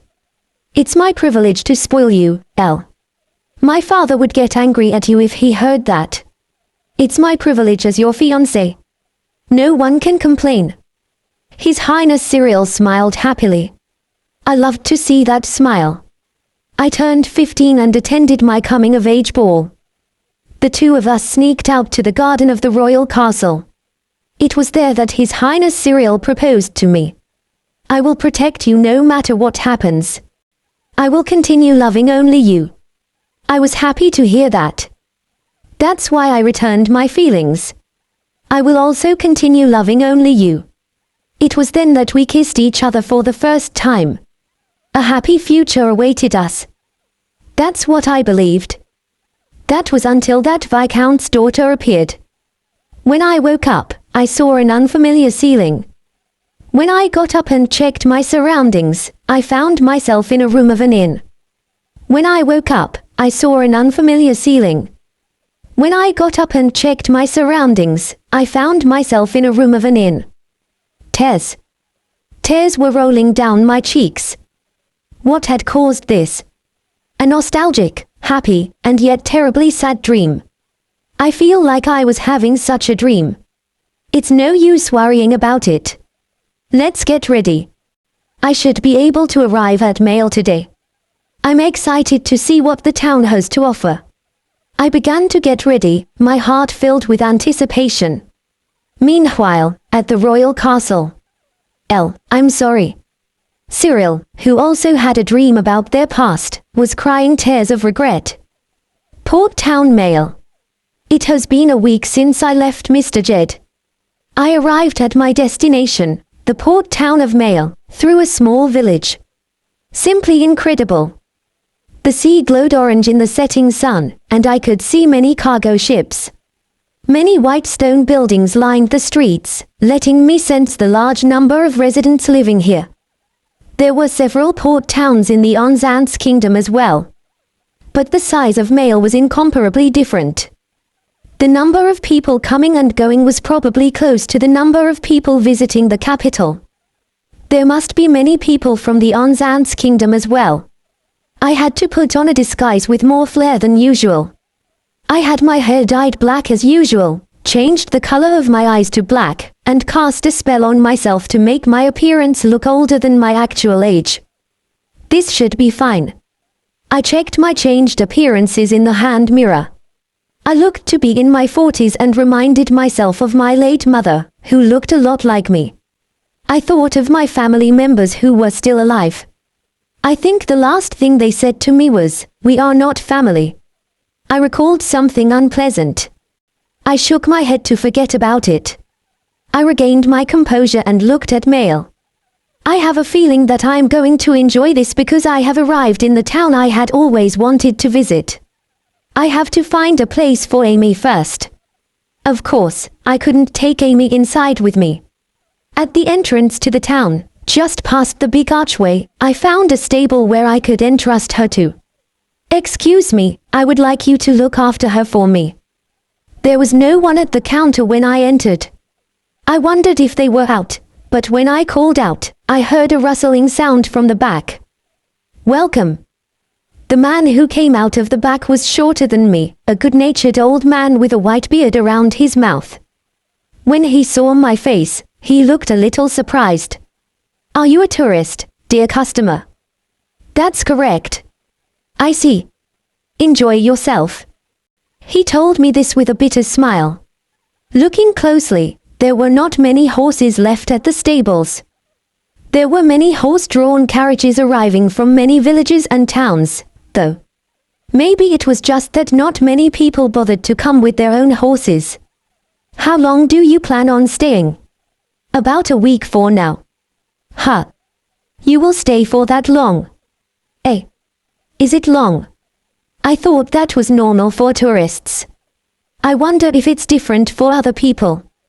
"Well, no, I will refund you if your stay gets shorter. Anyhow, that's about it for now." He gave me the amount and I paid. But there was something strange about his response. Just as I was getting uncomfortable, he told me to be careful. And when I nodded my head without understanding, he smiled. "Make sure to pick an inn before it gets dark. You cannot go outside at night. Okay, I understand. There's something fishy going on after all. Is there a problem? Is something wrong going on here? You will understand after you go inside. He looked like he didn't want to say anything, so I had to reply, okay. After thanking him for taking care of Amy, I left the stables and started walking through Mail. There were fewer people than I had imagined, perhaps because it was evening. Anyhow, let's find an inn first. Fuss at the inn. I wonder which inn would be good. I looked around and searched for an inn. I feel that there are too few people here. I have never been here before, so I can't compare it to normal, though. That place looks good. Suddenly, I saw an inn at the central square. When I walked inside with hopes of finding a place to rest, I saw a middle-aged man yelling at a young woman. We are leaving the town right at this moment. Return my money. Oh, okay. The man took the money that the woman had prepared and slammed the door on his way out of the inn. As if I would stay in this cursed town. This was what I heard as we passed each other. A cursed town. What did he mean? I guess I better check it out later. Ah, welcome. The young woman who had been yelled at greeted me feebly. Are you cancelling your reservation as well, dear customer? No, I came to rent a room. So you are here for lodging? Why, yeah. I was surprised when the woman suddenly leaned forward from the counter. This is an inn, so it shouldn't be anything strange, though. The woman took out a piece of paper while I was frozen in surprise. How many nights are you planning to stay? I would like to stay for a week for now. For a week at that. I came here to sightsee, so. Is that so? Is that so? I couldn't keep up with the woman who suddenly became energetic after being yelled at earlier. I continued on answering her questions with a forced smile. Oh, and lastly, please tell me what your name is. It's L. Miss L, I see. I was handed a piece of paper with basic information such as my name, length of stay, and purpose of stay. I guess she wanted me to confirm the contents. Are there any mistakes? No, it looks fine to me. Thank you very much. Then, as for the fee. When I looked at the price she quoted, it was cheaper than I expected. I thought it should be higher because it was in a good location, but I didn't say anything because it was not for a mere customer like me to say. All right, everything seems to be in order. Let me guide you to your room then. Lead the way, please. The woman led me to my room, humming to herself. Weird. There was no sign of anyone inside the inn. Maybe they were just having a meal somewhere, but even so, the fact that no one was there in the evening made me bothered. As I was wondering if there was a reason for this, I was ushered into the room where I would be staying. Ah, dear customer. Please do not go outside in the middle of the night by any means. They left with these words after explaining the basics of the room to me. The grandpa at the stables said the same thing earlier. Why would they tell me not to go outside at night? I should have asked. I muttered lightly to myself in the room where I was left alone. A dispute in front of the cafeteria. Since I was in a port town, I wanted to eat fish dishes. As I left the inn and walked through the central square, I noticed a busy restaurant. There was a bit of a queue, but I guess that's how good the food was. I lined up at the end of the queue, and people started lining up behind me as well. After 10 minutes had passed, 2 men were trying to enter the store without waiting in line. I could understand if they were shopkeepers, but looking at their appearances, they were customers. They were probably sailors, judging from their unaccustomed way of walking on the ground. An elderly woman at the front of the line stopped the pair of men. You guys. Line up properly. The men glared at the woman who was making a valid point. Shut up. I'm tired here, you know. Don't get in our way, old hag. Just because you are tired doesn't mean you should cut in line. You are grown men, so you should have some common sense. The people around me looked at the women with concern, but none of them wanted to help. Perhaps it was because of the muscular physique of the two men. Line up properly. The women continued to warn them, and one of the men raised his fist in frustration. This is bad. I quickly cast a restraining spell on the man and then formed a strong gust of wind and knocked him down. The surroundings became noisy. You shouldn't raise your hand against a woman. I called out to the two men who were in a hurry to get through the line. I did not want to use my magical power on something completely unnecessary. Is it your doing? That's correct. The man who I had cast the restraining spell on questioned me, so I admitted it honestly. Mail is a place with many tourists. It is fortunate that they are not that surprised to find an ordinary person who can use magic. Stop shitting me. Release him. No way, you will go on a rampage if I do. The man without the restraining spell turned red and got angry when I shunned him coldly. Taking me lightly. The man charged towards me, and after I knocked him off his feet, I cast a restraining spell on him as well. Unable to get up, he just rolled around on the ground. Soon after, the town guards arrived and took the men away. They said something threatening, but I wasn't scared, so I just smiled and bid them farewell. I was confident that if they attacked me after they got out of jail, I would be able to defeat them without any problem. You lass is strong. As I was watching the back of the two men being taken away, an elderly woman who was about to be beaten spoke to me. I came from the Onzant's kingdom to sightsee. You came from that magic powerhouse, huh? No wonder you can use magic so well. Yes, that's right. I can only use some spells, I'm not that strong.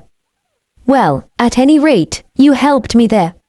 It ended without me getting hit, thanks to you. Please don't mind it. I just couldn't forgive them for not using common sense and trying to hit an elderly woman. The woman thought for a moment and then said, right. Let me treat you to a meal as thanks. But you were planning on eating here anyway, right? Why don't we eat together? But I was further back in line than that. In addition to that, I had to get back in line from the beginning because I had left it. And I don't think it's right for me to just walk back in. I have to re-enter the line, so. Oh, so you were worried about that? What's wrong with that? The woman's face looked as if asking me that. This person is my savior. Is it fine for her to line up together with me? She addressed the people queued behind her.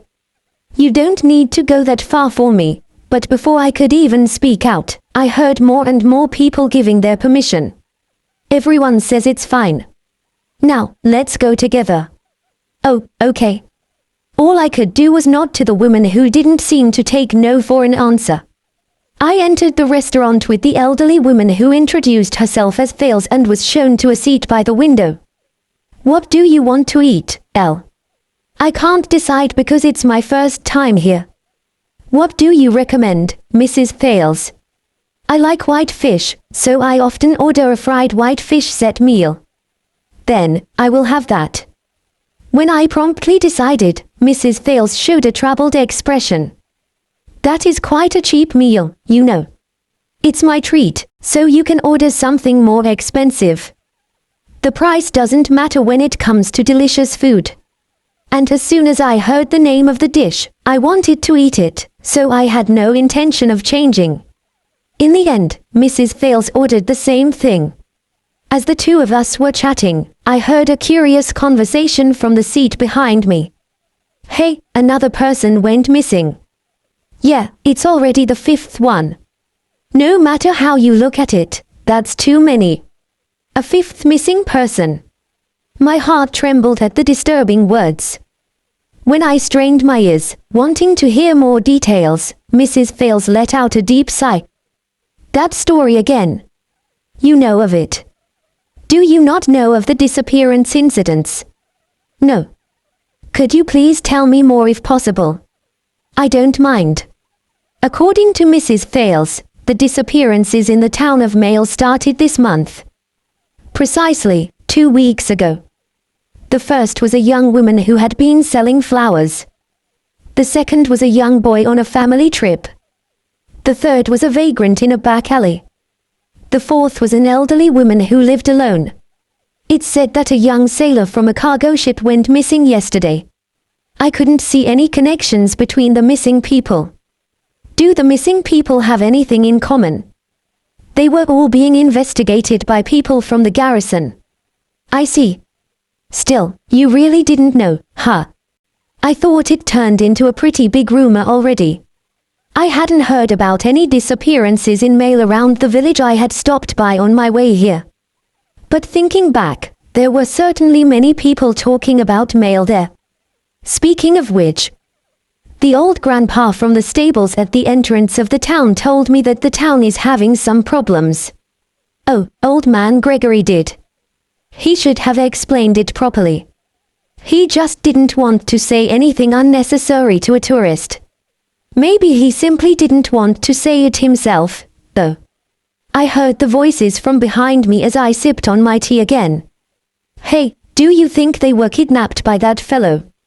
It's possible. The disappearances happened after that fellow came here. That fellow? Who are they talking about? I was curious about the person they were talking about and was about to ask Mrs. Thales when the waiter came with the set meals we ordered. Thank you for your patience. Thank you very much. Thank you. I couldn't help but be curious about that fellow the male customers mentioned. I thought about asking Mrs. Thales, but she seemed preoccupied with her set meal. I was in no mood to ask her. It looks delicious. Yeah, it's very good. Eat while it's warm. I mumbled, thank you for the meal to my fried white fish set meal, while thinking I could ask her about it after I finished. Those who should be protected, King of Onzance. As King of the Onzance Kingdom, I have done something irreparable. It's been almost a month since I kicked out young Lady Gabrielle de Olivier on false charges. I still don't know where she is. Is she still alive or is she dead? We don't even know that. It was the charm cast by a certain Viscount's daughter that led to the exile of Miss Gabrielle. I could have been warier, but I wasn't. The reason for this was because the charm is a spell that had not been used in decades and was said to have no more users. The power of the charm had defeated me, and I had almost handed her the country over. I can't let my people or any other country know such an ugly story. That's why we still haven't announced that we exiled Miss Gabrielle. Of course, we have not revealed the existence of the lady who used the power of charm either. Ha! Laid out on the desk in the office were the records of the interrogations conducted on the Viscount's daughter. She seems to be pretending that she doesn't know or saying that she didn't do it. However, only the people around Miss Gabrielle were charmed by her. It was probably a deliberate attempt to humiliate her. What should be done?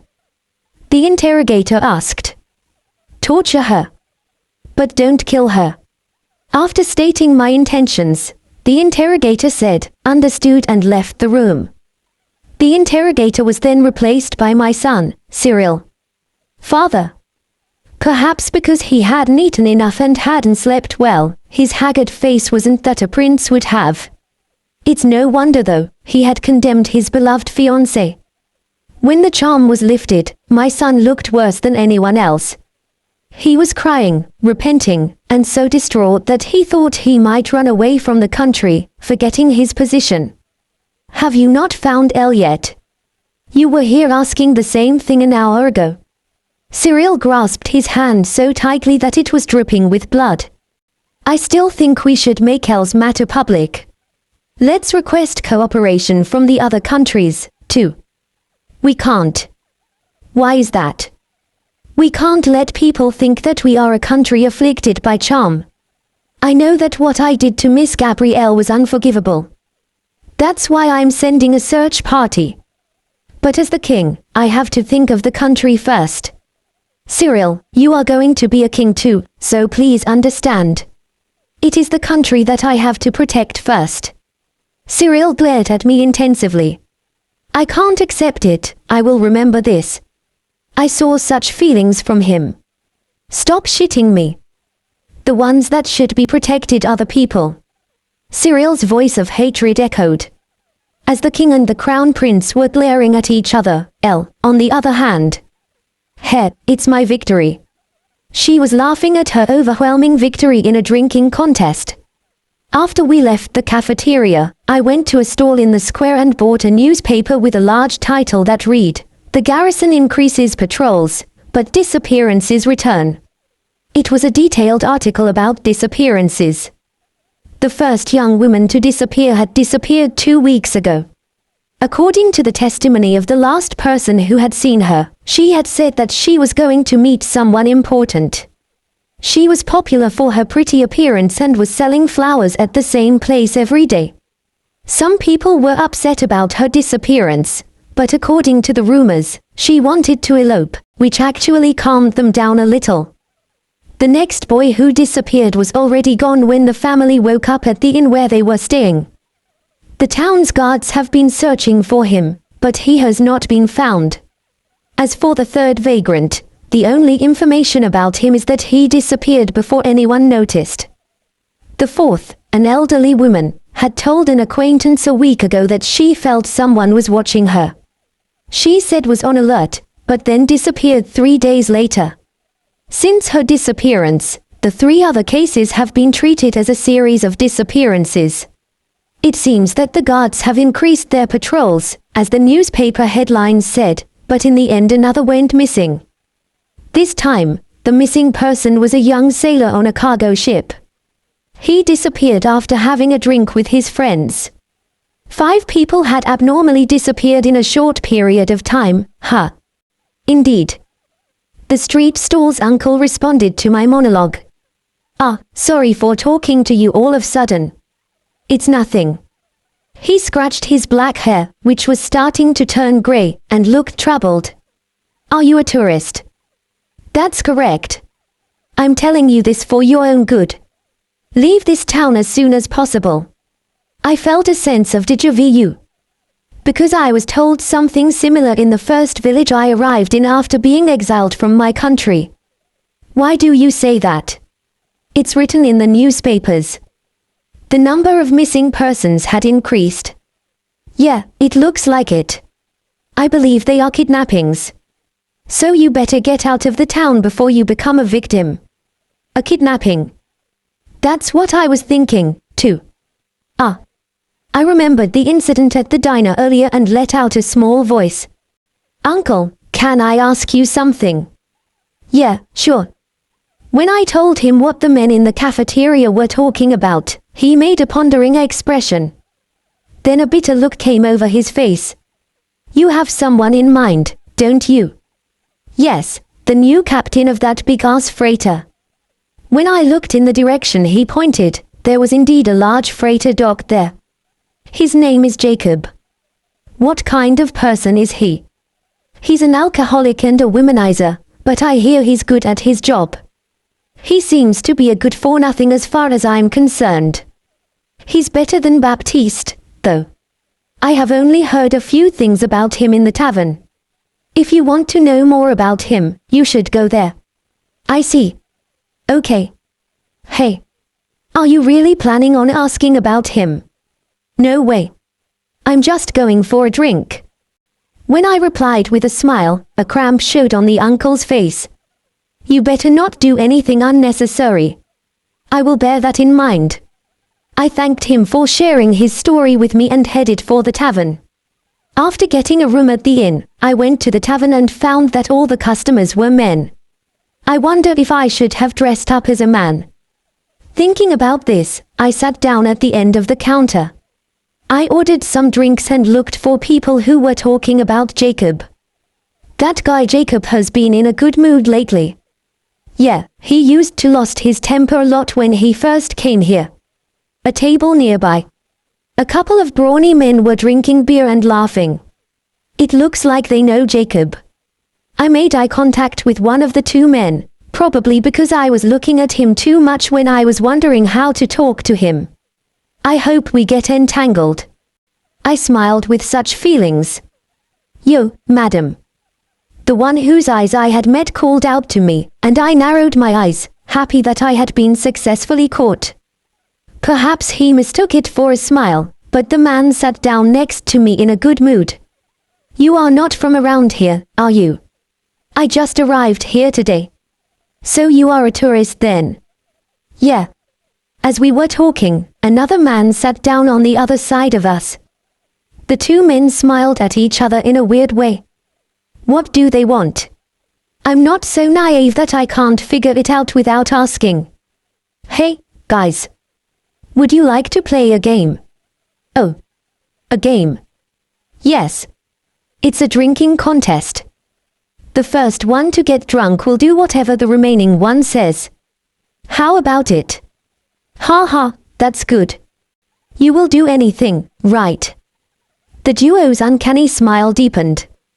Yes. It's just that 2 against 1 is not fair, so can I go against one or the other? If they both go down, I won't be able to listen to them. Fine. I will do it. The one who came forward with a confident expression was the one who had called out to me first. Shall we toast then? Yep. The sound of clinking glasses signaled the start of the contest. The rules were simple. After the first drink, we take turns drinking 1 drink at a time. I agreed when they added a rule that allows you to decide what your opponent drinks, but their ulterior motives are so obvious that it's not interesting at all. In fact, I was asked to drink only drinks with high alcohol content. I never get drunk, though. Oh, boy, are you serious? It was the man who wasn't battling against me, gave me a surprised look. This was my 15th glass, you know. Normally, you would have collapsed by now. It seems that my strength of holding alcohol was inherited from my mother. We didn't get to drink together, though. I can't anymore. With a dull thud, the man I was facing plopped down on the table. Yes, it seems that I have won. I chuckled after I downed the drink he was supposed to drink next. You are amazing. As I was checking the condition of the person who had gotten drunk to make sure he wasn't suffering from alcohol poisoning, I was approached from behind. I turned around and asked, "You think so?" And the man nodded broadly with a bitter look on his face as he replied, "You have drunk so much, so why are you acting as if nothing entered your body? This can't be real. Even if you ask me, the only thing I can say is that I'm a strong drinker. I have never gotten drunk from drinking alcohol, so." That's so unfair. Unfair, he says. They are the ones who went along with the contest. Well, I'm the one who asked for the confrontation on the premise that I would win. The frustrated male customer gradually became impatient. And so, what do you demand from us? Oh, is that why you are so flustered? I haven't done anything yet, so you don't need to be frightened. I just want to hear the story. I wanted to ask you about a certain person. Huh. The male customer was puzzled. He looked like he was about to say, "That's it." That's it. See. He said it. The man leaned back in his chair as if he was relieved when I shook my head and replied, "Yes." Who is it you want to hear about? Can you tell me about the man named Jacob? I asked, and the man laughed in exasperation.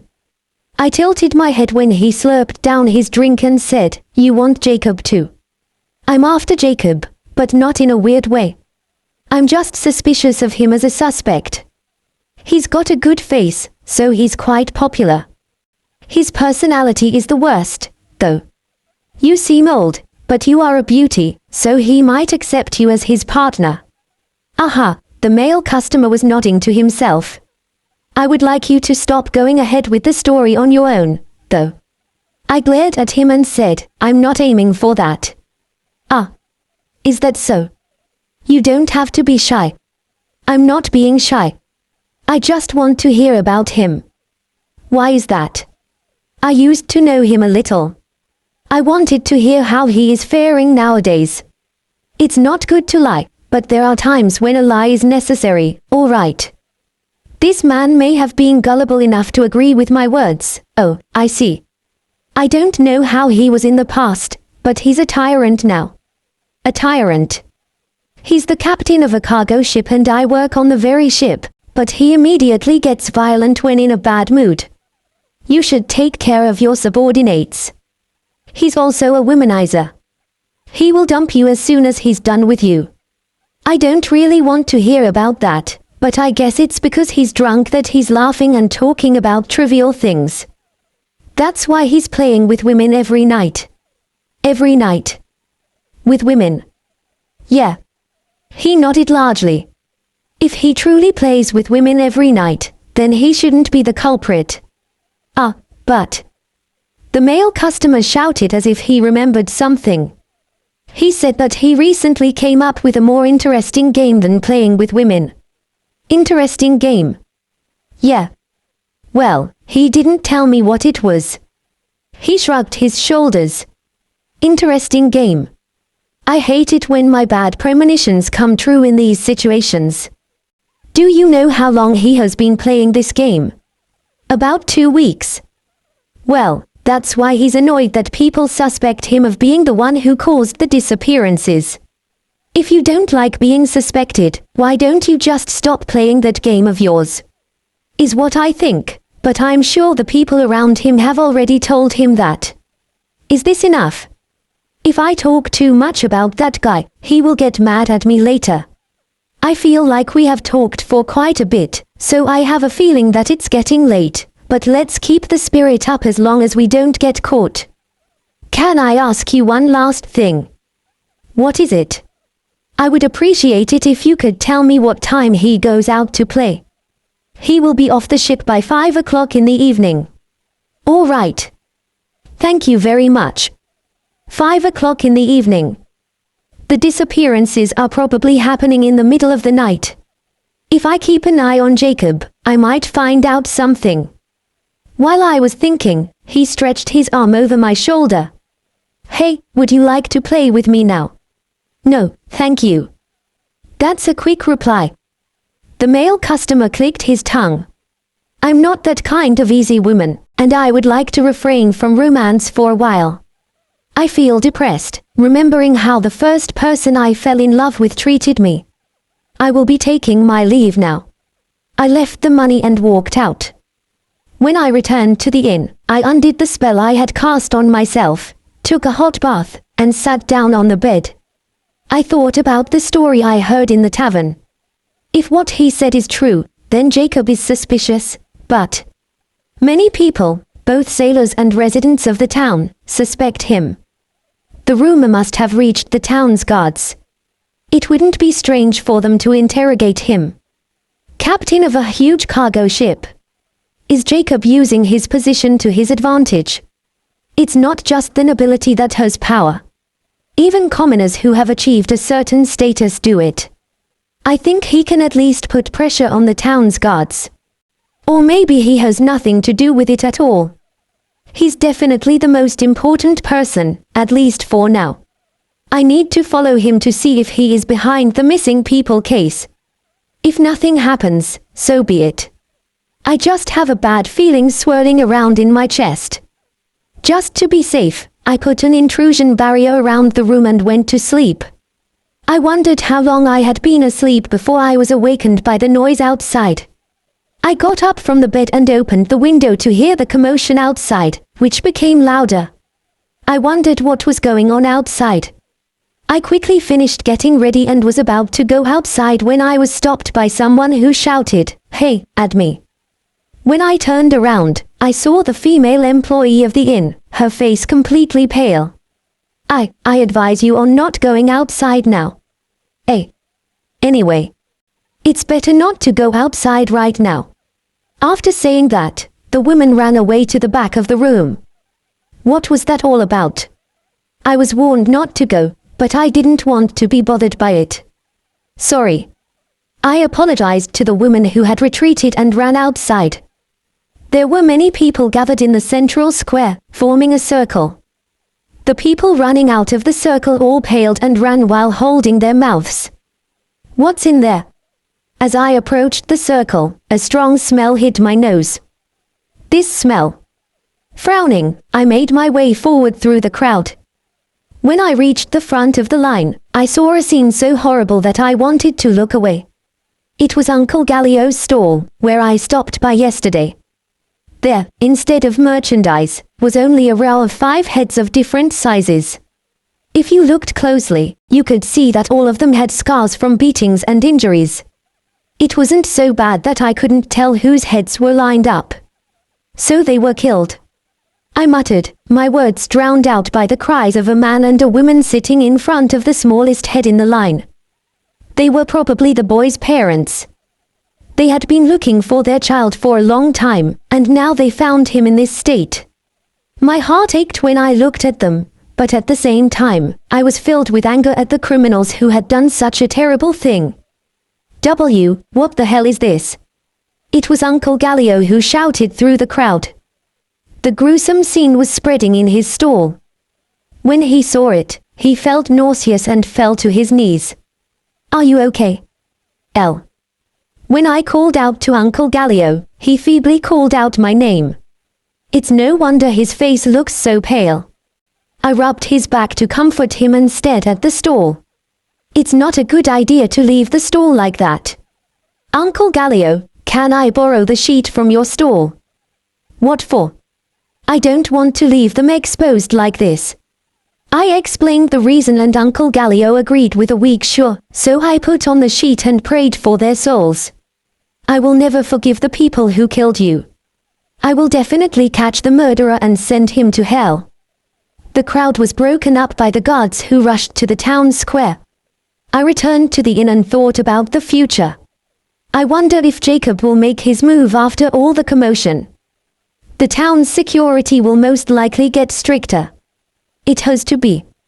It's unlikely that Jacob will be able to stroll around freely with so many guards around. But there's still a need for vigilance. Once it became evening, I left the inn after deciding on checking the freighter Jacob was supposed to be on. Unlike this morning, Uncle Gallio was standing alone in the deserted town square. The place he was staring at sadly was his store. Signs had been erected around it with guards standing near it. No matter that he was the owner of the stall, he could not go near it. Uncle Gallio. In. Oh, it's you, L. I showed you something unsightly earlier. No, I don't think you had a choice to begin with. You did not seem disturbed at all though, L. I was certainly shocked and bewildered to see that scene. If I was not used to seeing corpses of monsters, I would be definitely throwing up too. Shaking my head, that's not true. I denied. Is that so? Are you all right? I have calmed down already. Still, why would the culprit make use of my stall like this? Isn't it because your stall is a place where a large number of people gather? The guards said the same thing. Uncle Gallio had a distant look on his face.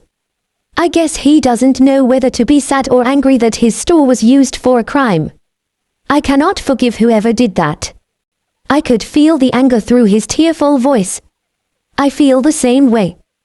That's why I will definitely make him pay. I know this is self-satisfaction, but I can't leave things alone after something like this happened in front of my eyes. When I clenched my fists tightly, Uncle Gallio looked at me. L, I'm telling you this for your own good. Quickly get out of this town. Other tourists are doing the same. Come to think of it, I think I saw some people leaving Mail in a hurry. They made the right decision because something like this happened. It's not right to stay and try to solve the case like I'm doing. Indeed. I'm going to leave before long. I will leave after I arrest the culprit and peace returns to this town. I swallowed my words, so I would not make him worry any further. Yeah, do that. Uncle Gallio smiled sadly. I will be leaving then. Oh, you. Come to Mail again when things here settle down. I said my goodbyes and left. My destination was the magnificently huge freighter anchoring at the port. Beloved's whereabouts, Cyril's point of view. I have been having the same dream lately. It's a dream in which my memories of Elle flash before my eyes. Maybe it's a sign that something has happened to her. Elle, just where are you right now? After leaving the Onzant's kingdom, Elle had supposedly headed for the neighboring principality of Agreeable. But when the search team visited the Porcher village, just across the border, they were told that no one who looked like her had visited there. If she hadn't visited the nearest village, where could she have gone? I was frustrated that there was no sign of her. Your Highness Cyril. As I walked through the castle, Elle's father, Duke Register Olivier, called out to me from behind. I had a terrible-looking face, but he's no match for me. He had dark circles under his eyes, and his normally neat and tidy appearance was disheveled. Even so, it was unusual for him to come to the royal castle so late at night. Do you have any information about Elle? It seems that apart from the search party sent by the royal castle, Duke Olivier had also sent a search party for Elle. Maybe they have found something. I inquired with faint hope. No, we haven't found anything. How about you? We didn't find anything either. Is that so? I let out a deep sigh as the Duke became depressed. It seems that he came to hear the report from us. I don't feel alive since Elle disappeared. I muttered, staring at the Duke, whose hair color was similar to Elle's. It was natural for me to be by her side ever since she was a child. I swore to cherish her for the rest of my life. So why had I betrayed her? I spat out my regret dozens of times in my mind. I feel the same way. The Duke agreed in a small voice, and I replied, of course you do. Anyone could tell by the look on his face that he regretted it. I clenched my fists and looked at the Duke. Duke, where do you think Elle went? I don't know, isn't that pathetic of me despite being her father? What about you, Your Highness? I was asked by the self-mocking Duke in return. A place where Elle went. When I pulled out my memories of her, there was one place that came to mind. Before the charm incident happened, I had asked her where she wanted to go on her honeymoon.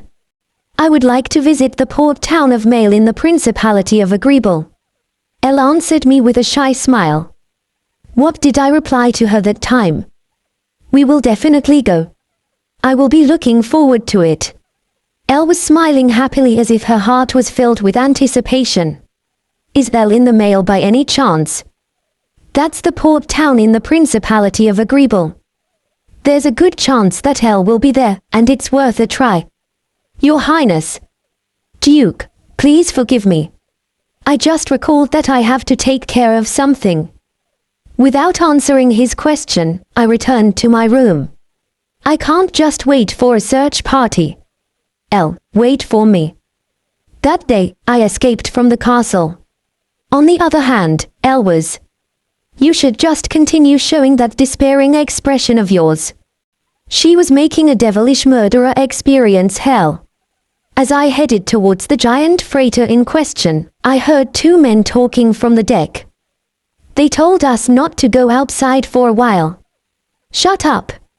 It's up to me when I decide to go out. The man who told me the story at the bar yesterday and a man with short auburn hair were arguing. I wonder who that man is. Jacob. You are being suspected of being a serial killer. I heard the name of the man I was looking for. And if he's suspected of being the serial killer, then he must be the captain of this ship, Jacob. Shut up. As far as I'm concerned, there's no evidence to catch me. While I was thinking about it, Jacob pushed the man who was arguing with him and got off the ship. Apparently, he's on his way somewhere now. In order to follow Jacob's suspicious behavior, I cast a concealment spell on myself to avoid being spotted. I then followed him as he walked with an arrogant attitude. The guards won't chase him, would they? The guards seem to be on the lookout for him, but they don't seem to be after him. They don't have any proof, so they can't be too suspicious. Jacob headed outside the town. He walked into the forest, keeping an eye on his surroundings.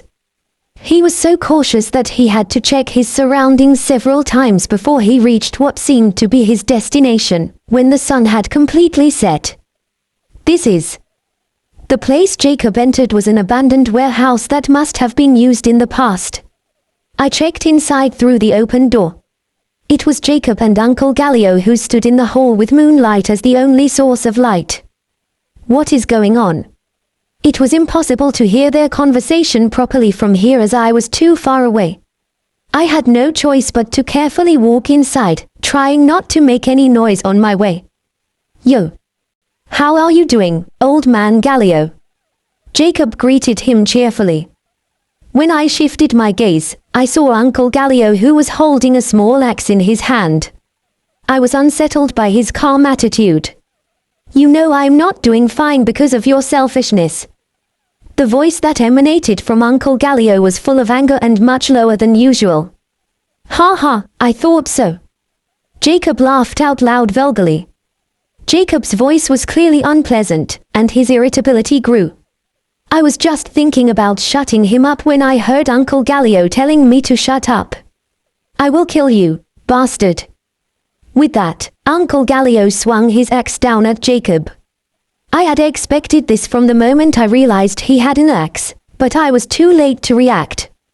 Jacob dodged the axe in the nick of time, but fell to the floor in a pathetic yelp. Jacob, die. I was the one who blew away the swinging axe. Uncle Gallio, please stop it. They both opened their eyes wide at my sudden appearance. It was Uncle Gallio who called out to me first. Uncle Gallio, do you understand what you are trying to do? I do. However, I can't let this man live. Why? Because he's the serial killer.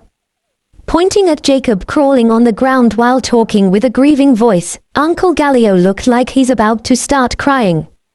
When I took my gaze off him and looked down at the person he called a serial killer, I heard a pathetic "hi" escape from his mouth. Why, you are wrong. I didn't do it. I'm telling you the truth. Jacob shook his head and repeated his denial. He was so desperate to make his case that I could only sigh at his pathetic appearance. You still dare to lie after messing up my stall like that? I'm telling the truth. It wasn't me. Please believe me. Why did you try to instigate Uncle Gallio like that then? He acted suspiciously, asking Uncle Gallio if he was well when he knew he clearly wasn't, and laughing vulgarly when Uncle Gallio told him that he wasn't. That's because I was ordered to. Ordered? By who? By the sailors on my ship. They ordered me to bring old man Gallio here. Why are you, the captain of the ship, following the orders of the sailors? There's a limit to your nonsense. I glared at him, thinking he was trying to get away by saying something incoherent, but he cried out, "It's the truth."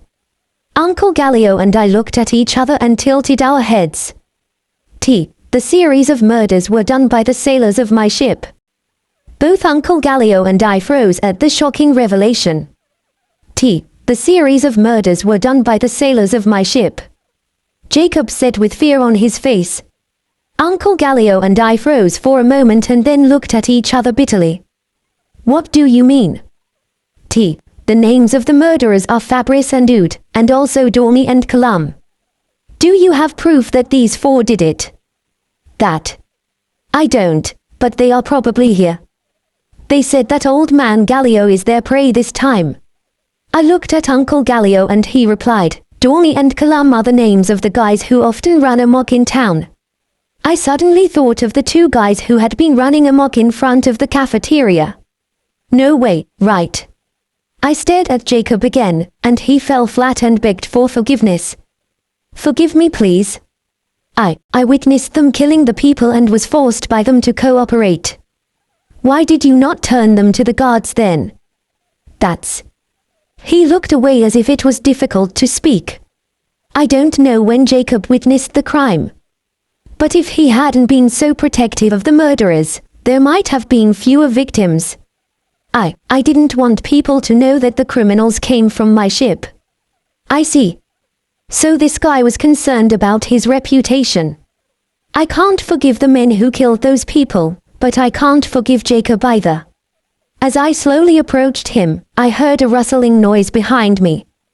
When I turned around, there were 4 people there, the 2 guys I had seen in front of the diner and the 2 guys who had talked to me at the bar. Jacob, we have kept you waiting. Ah. Who are you? One of the 2 guys who were rioting in front of the cafeteria pointed at me and asked, "Wouldn't your 2 friends recognize me?" "Ah, you are the one from the tavern. Aren't you the alcoholic auntie?" "Who's your auntie?" I have changed my appearance so I look older than normal, but being told that so boldly makes me feel irritated. The 4 of them looked at each other, confused that I was here. The one who interrupted them was Uncle Gallio. "Oh, are you the ones who messed up my stall?" "Ah. So what? It was quite the work, right?" Stop acting so dumb." Apparently, Jacob was right. These men were the culprits. The men looking at Uncle Gallio with a smirk on their faces made me angry from the depths of my heart. I can't forgive them. I grabbed Uncle Gallio by the shoulders and stepped forward because the men looked as if they were about to hit him any time soon. "Uncle Gallio, can you look after Jacob so he doesn't escape?" "Huh. I will crush those scum myself." Uncle Gallio nodded and stepped back as if frightened by my spirit. I cast a binding spell on Jacob, who was still lying flat on the floor, and then approached the 4 scum. What do you? I'm the one who is going to punish you guys." The scum got irritated when I nonchalantly shrugged my shoulders and approached them. I avoided the axe of the most arrogant one and made him eat my magic enchanted fist. I heard them shout "Dawny" when the man crashed against the wall. So that fellow was Dawny. It doesn't matter, though. Don't get too cocky. The next person who came charging at me was the man who was with Dawny in front of the cafeteria. It was probably Kalam. Taking us Lee, Guha. I threw a stone pellet I made with earth magic at Kalam's stomach, and he fell to his knees. I'm sure it hurts a lot. But there's no need to go easy on these scums. Why do you kill people? When I threw a few more pellets at them as a threat, they gave up and started talking about the incident. It was just a distraction. They were getting on our nerves. That's all. How did you choose the victims? By a whim. We killed those who caught our eyes. You made those people suffer because of such reasons. For some reason, the men who seemed to be called Fabrice or Oud started laughing hysterically, while I was burning with anger. I suddenly realized something when I killed the first woman. I love to see the expressions humans make when they feel despair. Seeing their despairing faces makes me feel alive. You love seeing the despairing expressions of people. You feel alive when killing them. I can't understand a single thing this man is saying.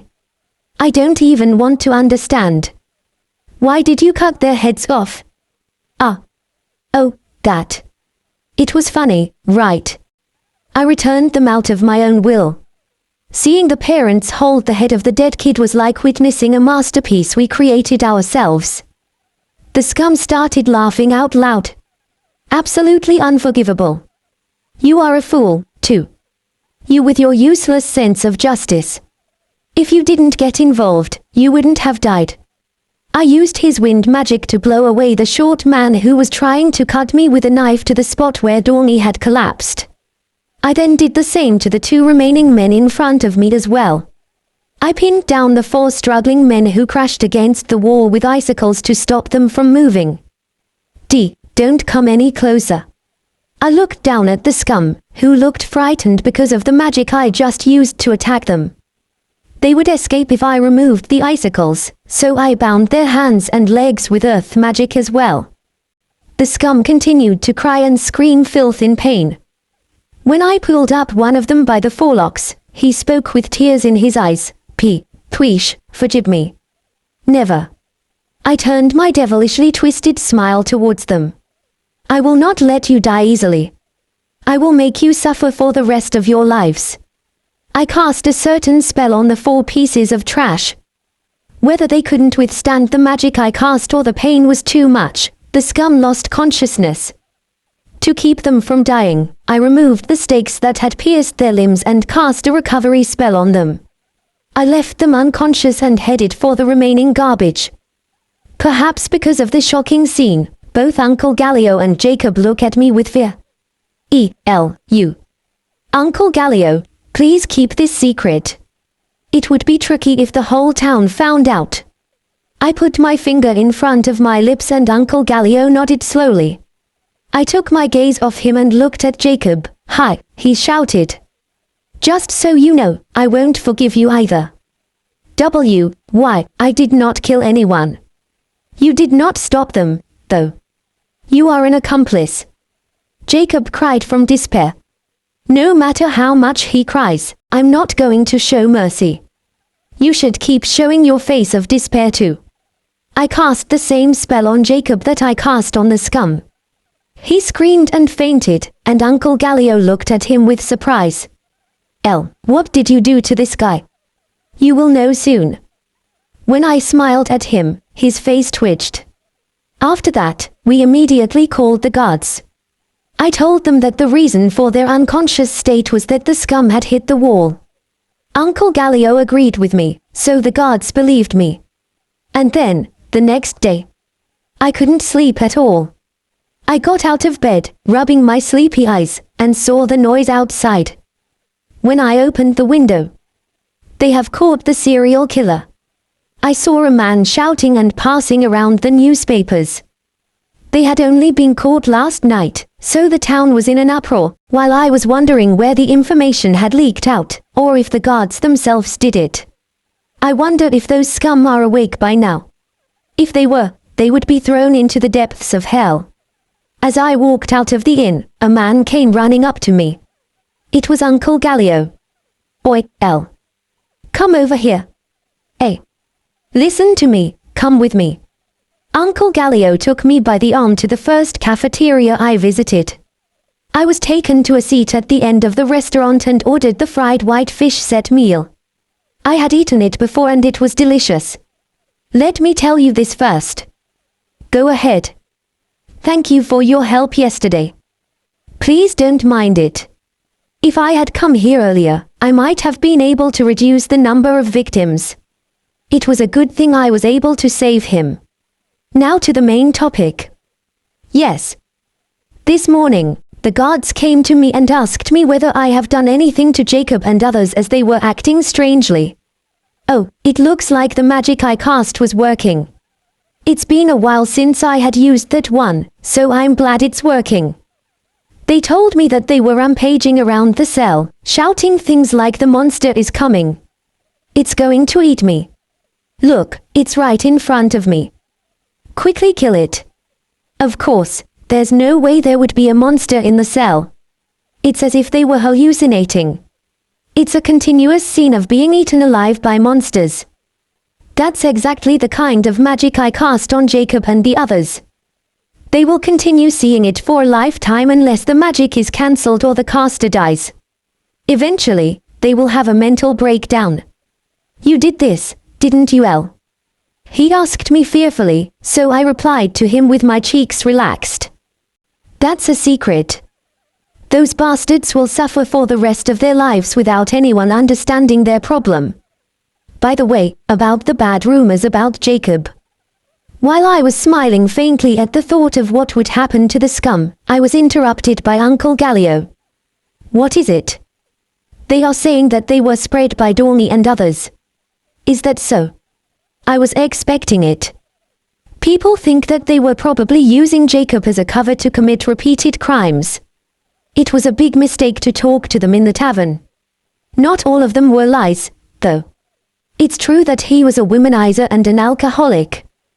But because he was serious about his work, and most of the crew liked him, it was quite a shocker for them. Still, this won't suddenly make the crimes he committed disappear. Indeed. That's why I cannot forgive him either. The bitterly smiling Uncle Gallio might be complicated inside. Maybe it's because he tried to kill Jacob by mistake. Nevertheless, you are quite strong, L. I'm normal. No, you are being too modest. Why did you catch those guys without getting proper recognition for it? I don't have the leeway to stand out. I'm leaving the town before long anyway. Is that so? Well, I won't tell anyone if you say so. Thank you very much. After leaving the cafeteria, I left Uncle Gallio, who said he had some work to do, and walked through town. The town was more crowded than yesterday, perhaps because the murder case has been solved. I'm glad I was able to solve the case. Now then, let's go sightseeing around the town. 4 days after solving Jacob's case, I decided to leave the town of Mail. It's good to be free, but the problem is that I can't stay in one place for long. I would like to live somewhere calm, but I don't think that's possible right now. With that in mind, I headed for the stables where I had left the horse. Oh, it's you. Morning to ya. Mr. Gregory, whom I had met when I first arrived here, greeted me cheerfully. Good morning. So you remembered me? Of course, I did. I'm sorry to have told you something so unsettling that time. He looked apologetic, so I shook my head. He was probably being considerate in his own way. No, it's okay. I'm fine. I see. Still, I didn't think the case would be solved as soon as you arrived. It was just a coincidence.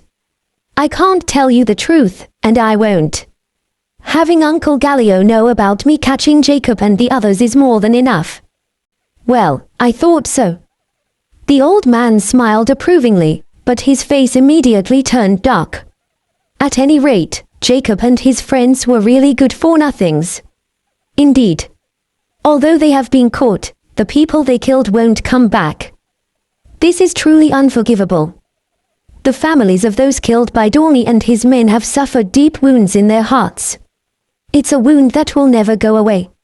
If you think about it, the magic that was cast on Jacob and the others may have been too lukewarm.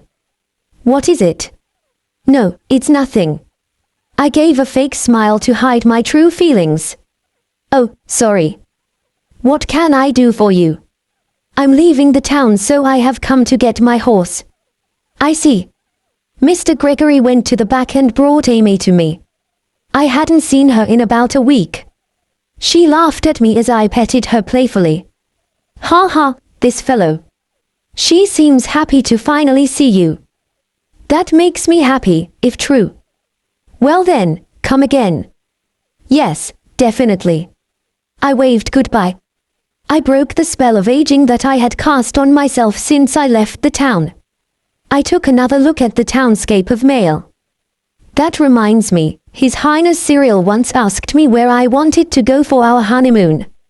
At that time, I said I wanted to go to Mail.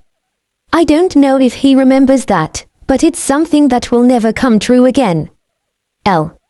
As I was recalling the past, I heard a voice calling me from behind. I turned around and there was Cyril's point of view.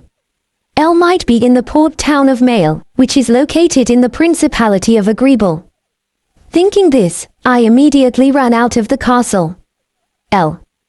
While riding my horse, I suddenly remembered something from the past. It was when Elle told me about her childhood dreams. Come to think of it, you have longed for something since you were young, didn't she? Can you tell me about it now? Elle had been by my side since I was a child. I knew most of the things about her. But there was one thing that she never told me. That was the dream she had when she was a child. When she turned 15 and accepted my proposal, I asked her about it. I wanted to know everything about her. Elle made a thoughtful gesture, and then her cheeks turned red, looking a little embarrassed. I can tell you about it, but you are not allowed to laugh. Please promise that you won't laugh.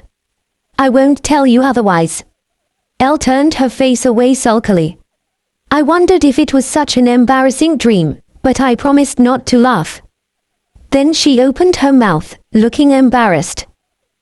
Since I was a little, I wanted to become an adventurer. Adventurer? I was puzzled. It was a dream that a normal noble young lady would never think of. But since it was such an L-like dream, I let out a chuckle. Elle puffed up her cheeks sulkily, and lightly punched my shoulders. Even though you promised me not to laugh. Elle's teary-eyed mumbling was so cute that it made me smile even harder. When she saw that, she turned her head away and said, "Don't smile at me." I carried a piece of her favorite candy to her mouth and she said, "You can't fool me with this while chewing on it." Sorry. It was such an L-like dream I let out a chuckle unintentionally. A me-like dream, you say? She gave me an unconvincing look. I mean, you were a tomboy when you were little. I thought it would suit you well. Geez. Please forget the old me already. Nowadays, Elle is considered to be a perfect lady, but when she was a child, she did whatever she wanted and was amazing in many ways. As her fiancé, I was also pushed around by her selfishness many times. But strangely enough, I never felt displeased about it. Elle hid her reddened face and shook her head as if she was remembering that time. Oh, anyway, please don't tell anyone about my dream. Especially my father and Andre. If you tell them, I will cast a horrible hallucination spell on you. I got it. I won't tell anyone. I'm the only one who knows my beloved secret. I'm sure she doesn't know how happy that makes me. Those days were fun. The days when Elle was next to me were bright and full of happiness. But what about now? Now that Elle is gone, my world doesn't shine, it doesn't even have color. It's as if we were living in a gray world. Elle, I am no good without you. After about 5 days of tireless riding, I finally saw the town of Mail in the distance. I don't know why, but I felt like Elle was there. Elle. Cyril's point of view. Elle might be in the port town of Mail, which is located in the Principality of Agreeable. Thinking this, I immediately ran out of the castle. Elle. While riding my horse, I suddenly remembered something from the past. It was when Elle told me about her childhood dreams. Come to think of it, you have longed for something since you were young, didn't she? Can you tell me about it now? Elle had been by my side since I was a child. I knew most of the things about her. But there was one thing that she never told me. That was the dream she had when she was a child. When she turned 15 and accepted my proposal, I asked her about it. I wanted to know everything about her. Elle made a thoughtful gesture, and then her cheeks turned red, looking a little embarrassed. I can tell you about it, but you are not allowed to laugh. Hey. Please promise that you won't laugh. I won't tell you otherwise. Elle turned her face away sulkily. I wondered if it was such an embarrassing dream, but I promised not to laugh. Then she opened her mouth, looking embarrassed. Since I was a little, I wanted to become an adventurer. Adventurer? I was puzzled. It was a dream that a normal noble young lady would never think of. But since it was such an Elle-like dream, I let out a chuckle. Elle puffed up her cheeks sulkily, and lightly punched my shoulders. Even though you promised me not to laugh. Elle's teary-eyed mumbling was so cute that it made me smile even harder. When she saw that, she turned her head away and said, "Don't smile at me." I carried a piece of her favorite candy to her mouth and she said, "You can't fool me with this while chewing on it." Sorry. It was such an Elle-like dream I let out a chuckle unintentionally. A me-like dream, you say? She gave me an unconvincing look. I mean, you were a tomboy when you were little. I thought it would suit you well. Geez. Please forget the old me already. Nowadays, Elle is considered to be a perfect lady, but when she was a child, she did whatever she wanted and was amazing in many ways. As her fiancé, I was also pushed around by her selfishness many times. But strangely enough, I never felt displeased about it. Elle hid her reddened face and shook her head as if she was remembering that time. Oh, anyway, please don't tell anyone about my dream. Especially my father and Andre. If you tell them, I will cast a horrible hallucination spell on you. I got it. I won't tell anyone. I'm the only one who knows my beloved secret. I'm sure she doesn't know how happy that makes me. Those days were fun.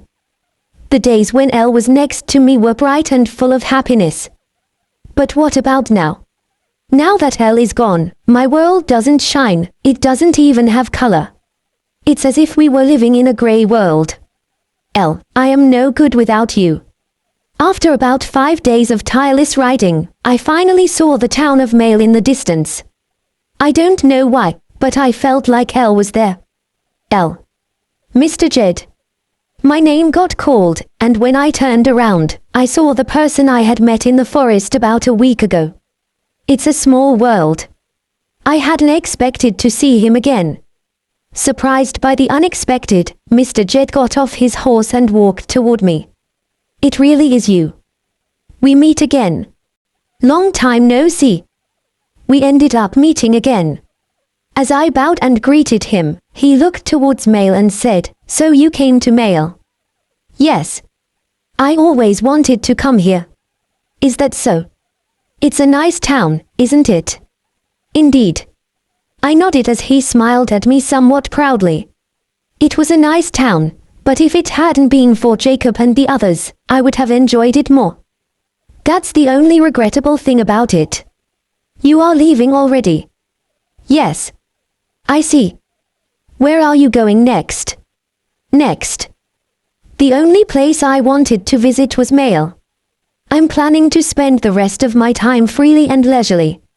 However, if I was to head from Mail, it would be safer to travel in the vicinity of Auburn, the official capital city of the Principality of Agreeable. I'm thinking of visiting Auburn next. When I answered, Mr. Jed put his hand on his chin and made a gesture as if he was thinking about something. I tilted my head, wondering what was going on. "Can I go with you, Elle?" "Huh." I was surprised by his sudden question. "Does he have a business in Auburn, too?" "No, didn't he just arrive at Mail today?" While I was puzzled, Mr. Jed tilted his head. "Is that no good?" he asked. "It's not like you can't, but there's no reason for us to travel together, right? I want to thank you for the last time. Let me treat you to a good meal in Auburn." I thought I told him that he didn't have to thank me. It's not me that saved him that day, it was Auntie Anna's cream buns. It's a good idea to take a look at the actual products and services that are available. I don't see the point in going all the way to the capital to eat when there is a port town right in front of us. Why Auburn? If it's to treat me for a meal, then we can do it here in Mail, too. You are leaving now, aren't you? That's true, but we can go back if we want to have dinner. I tried to tell him that, but it was Mr. Jed who spoke up first. My place of destination is Auburn as well. Let's go together if you are okay with that. I was taken aback by his overly aggressive offer. As I stared at him, he gave me a toothy smile and said, "I'm riding a horse this time, too." He's not going to let me say no to this. It would take about a week to get from Mail, here, to Auburn by horse. It's not like we will be spending that much time together, and more importantly, we have the same destination. I nodded my head, thinking it would be okay to accept his suggestion. All right. However, we will go our separate ways after we get to Auburn, okay? I want to relax and enjoy sightseeing. After you let me treat you. That's fine with me. All right, it's decided then. Mr. Jed got back on his horse, looking happy. Huh. I tilted my head. Weren't you going to Mail? I have no business here. Is that so? Then why did you come here? I was tempted to ask, but everyone has their own purpose. Besides, it's not advisable to drop by Mail now because the heat of the incident has not yet died down. I decided not to pry into the strangeness of his words and actions. Let's go then. Yes. As I was about to get on Amy and follow Mr. Jed, a person who was galloping his horse at a great speed passed by us. The person who was wearing a hood and trying to conceal his face was Prince Cyril. The voice I heard faintly seemed to be calling my name. Prince Cyril. I felt like I had passed someone I would never see again. That's impossible. He's the crown prince of the Anzan's kingdom. There's no way he would be here. But even though I knew it wasn't His Highness Cyril, I couldn't take my eyes off the hooded figure entering the town of Mail. Is something wrong? As the person I was looking at disappeared into the crowd, I was surprised by Mr. Jed, who called out to me. The person that just passed by looked a lot like someone I used to know, so I explained to Mr. Jed with a wry smile. If it's someone you know, shouldn't you go meet them? No, it's fine.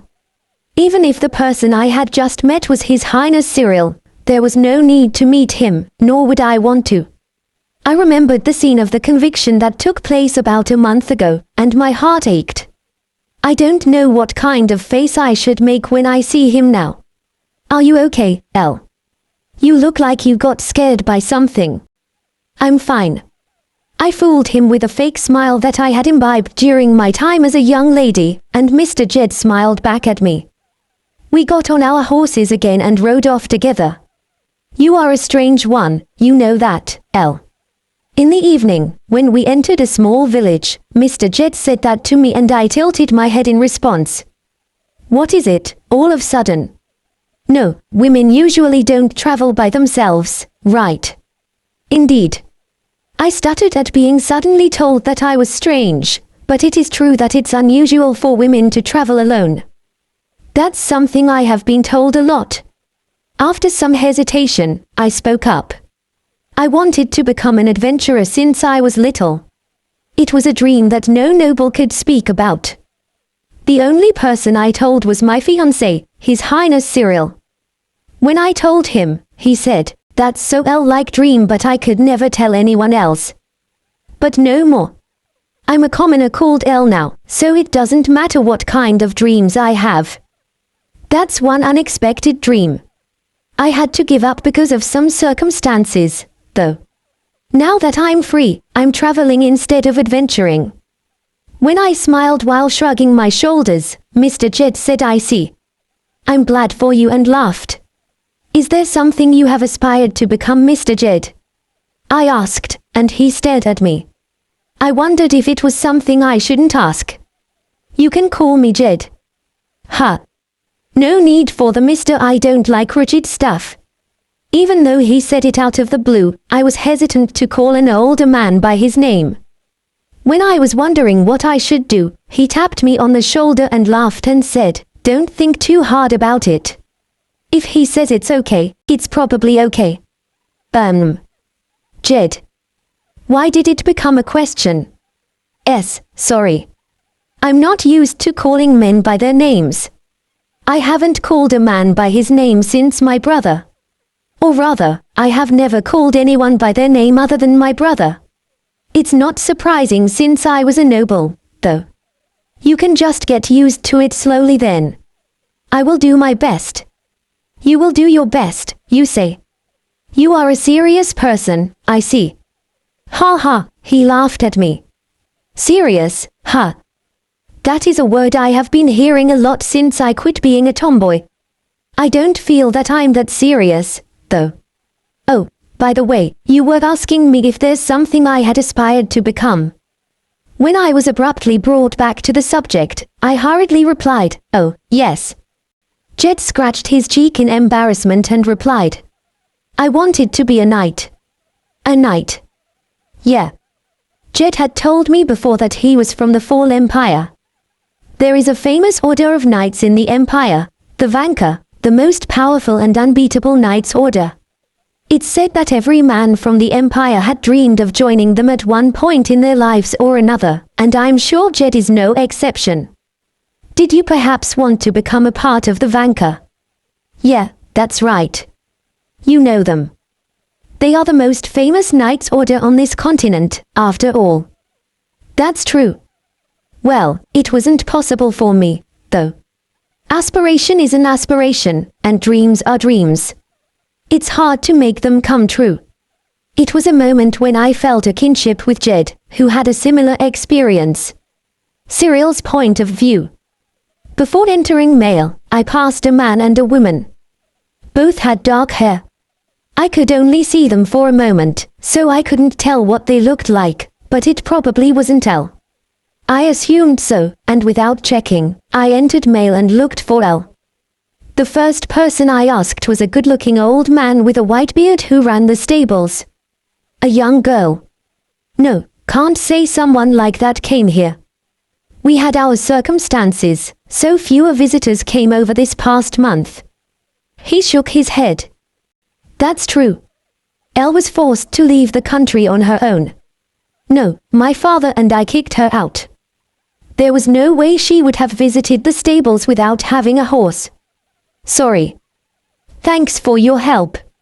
Sure thing. I left the horse with him temporarily and went to look around the port town. This was the place I was supposed to come with Elle after I married her. I felt a sense of emptiness as I wondered why I was here alone. Young lad, what's that depressing expression for? It was the man who ran the stall who approached me as I hung my head. Maybe I just wanted a stranger to listen to me. I slowly opened my mouth. I have done something outrageous to the one I love. When I muttered so, the man from the stall tilted his head. Something outrageous. I can't say it out loud, anyhow. I have done something terrible. Have you apologized for that? No. I never had the chance to apologize. It wasn't until 3 days after Elle had left that I broke free from the charm spell. There was no way for me to apologize. That's no good. You better find her quick and apologize. She won't forgive you otherwise. He said in a dumbfounded manner. Apologize, and then she will forgive me. That's impossible. This was not just a quarrel. It was something that warped Elle's life. There was no way she would forgive me for ruining her life. And I don't want her to forgive me either. Then why am I here? Why am I looking for Elle? Ah, I see. What I really wanted for forgiveness, Ha. I want Elle to forgive me. I want her to come back to me. I want her to be my wife. I want to be with her forever because I will never make that mistake again. Once I realized this, I couldn't seem to stop myself. More and more desire poured out of me. How do I get someone to forgive me for something they would never forgive me for? Well, you have to apologize until they forgive you. You have to throw away your pride and get down on your knees and do whatever you can to ask for forgiveness. Well, there are still some things that cannot be forgiven, though. The man at the stall looked distantly at me. I have encountered some unforgivable things lately, too. I thought so. I don't know what happened to you, lad, but cheer up. He hit my back strongly. Come to Mail again when you reconcile. I will treat you to something if I remember. The shopkeeper laughed, as if making fun of me. If we can make up, huh? All right. I will come here again if we reconcile. We will visit here on our honeymoon the next time. I'm sure it would be a lot of fun with her around. I gazed at the sea as the sunset set in. At that time, I had never imagined that Elle had told a man she didn't even know properly about her childhood dreams that only I knew about. We arrived in Auburn a week after leaving Mail.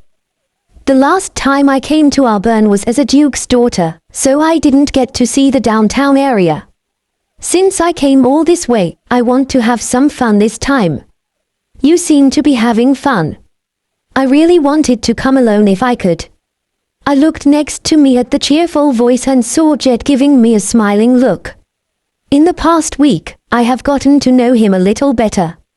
He is 23 years old. He started his journey about a year ago. It seems that something happened to him when he was in the Empire, but he seemed to have a hard time telling me, so I didn't force him by asking. I didn't tell him about my past either, so it was mutual. Do you have something you like, Elle? I told you that I will treat you, right? Right, that was the case. I got laughed at because I had forgotten. He paid for many of my meals before we even arrived here, so I'm not sure if it's okay to buy me a meal now. So, what do you want to eat? Can I leave it to you? All right. Is there anything you don't eat? Not really. That's amazing, he was surprised. I had a lot of dislikes when I was a child, but when I became the Crown Prince's fiancé, I made an effort to eliminate them. Thanks to this, I can now eat anything. Would meat be fine with you then? Sure. All right. Jed smiled happily. It was probably what he wanted to eat the most right now. If he had told me from the beginning that he wanted meat, I would have gone out with him. Maybe he just didn't want to say it since he had already offered to pay for a meal of my choice. There's a good store nearby. Let's go. Yes. I followed him as he led the way down the street without getting lost. Do you come to Auburn often, Jed? Why do you ask all of a sudden? You seem used to it. It's the second time I have come to Auburn. I'm good at memorizing the roads. I replied I see to the cheekily smiling Jed. I'm not very good at memorizing the way. I used to get lost in the royal castle of Anzance a lot. I don't think I will ever return there again, though. You really get engrossed in your thoughts easily, Elle. Sorry about that. He looked into my face. While I was surprised at how close we were, he pulled me into his arms with a light force. It took me a few seconds to realize that my face reached his chest and I was being hugged by him. You will get assaulted if you daze around like this. I looked up to see Jed smiling happily. To suddenly do something like this, what an easy person. I pushed him away from me, pushing against his chest. Stop it, please. Sorry. Don't make such a scary face. You are ruining your beauty. I will hit you the next time. That sounds scary. But, you better listen to this older brother's advice. I'm not so weak to get assaulted so easily. Do you think it's okay because you are strong? That's right.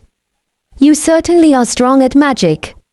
On the way to Auburn, we were attacked by large monsters several times. But I took care of them all with my magic. I'm sure he recalled that. But you are a woman, Elle. You can't beat a man in a simple contest of strength, right? I can win by strengthening my body with magic. I have been taught martial arts since I was a child.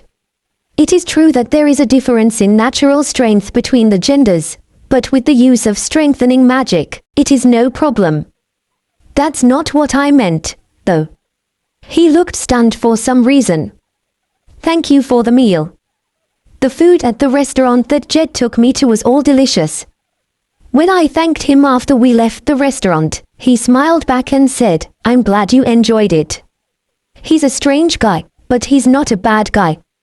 What do you plan on doing after this? I'm going to look around some shops. I didn't have a specific goal in mind because I thought it would be fine if I could just take it easy and go around the town. In any case, this is where I will say goodbye to Jed. I was about to say goodbye, but he opened his mouth before I could. Elle, would you like to join me? Didn't we agree to split up after the meal? Yes, but... As I stared at him, not knowing what he was thinking, I saw a girl running around with a tearful expression on her face. Mom, where are you? A girl was walking around restlessly, leaking a restless voice. Sorry, I will excuse myself here. Elle. What's wrong? I walked away from Jed, who was tilting his head, and made my way to the girl. When I reached her, I crouched down so as not to scare her and made eye contact with her before speaking to her. What happened? My mom is not here. She is gone. It was possible that her mother was involved in an incident, but in this case, I'm guessing that was unlikely. That is a serious matter. I stroked her soft hair, trying not to frighten her, trying to reassure her, and the girl's serious expression gradually faded. Then she started to cry out loud. I guess it would be better to wait until she calms down. Is she lost? I looked in the direction of the voice and saw Jed standing there. He must have followed me when I suddenly left him. Seems like it. I see. What do you want to do? Do we hand her over to the patrol guards? Patrol guards, huh? That might be a good idea. I reached out to the girl, who was sniffling. Let's go to the people who can help us find your mother. I will bring her to the patrol guards. I will lead you there then. That will help. With Jed's help, we arrived at the patrol guards station. It was a good idea to leave the girl with them. No, Tilda. I want to be with Big Sis Tilda. It seemed that the girl had grown attached to me. As soon as I tried to leave her, she cried, "Don't leave me." The patrol guards smiled bitterly at this and didn't know what to do. Jed was the only one who laughed. She got quite attached to you. Seems like it. What do I do? How about you go search for the mother together with the child? Jed's suggestion was to search for the mother. I was going to do that from the beginning, so I didn't mind, but I thought it would be better if I didn't move around recklessly. As I was thinking that, the girl shouted loudly, "Let's search Tilda." All right. Let's look for your mom together. Yeah. I explained the situation to the patrol guards while patting the girl's head, who replied cheerfully. I told them that we would come back if I couldn't find her mother in the evening, and they agreed. We will tell her mother to stay if she comes here. Let me search with you guys. A. Searching in 3 would be more efficient, right? That's true, but wouldn't that trouble you? When I wondered if it was okay to involve Jed in the search, he replied shortly, "No problem. Little lady, is it okay for this big brother to look for your mother together with you?" Jed got down on his knees on the ground and smiled at the girl. Then, the girl replied with an uneasy expression, "Is that okay?" "Yeah, of course. We will find your mom for sure." "Yeah. Thank you, brother." The smiling girl grabbed Jed's hand and shook it. My cheeks naturally relaxed at her innocent appearance. Oh, I almost forgot to ask the important thing. Little lady, what is your name? It's Cosette.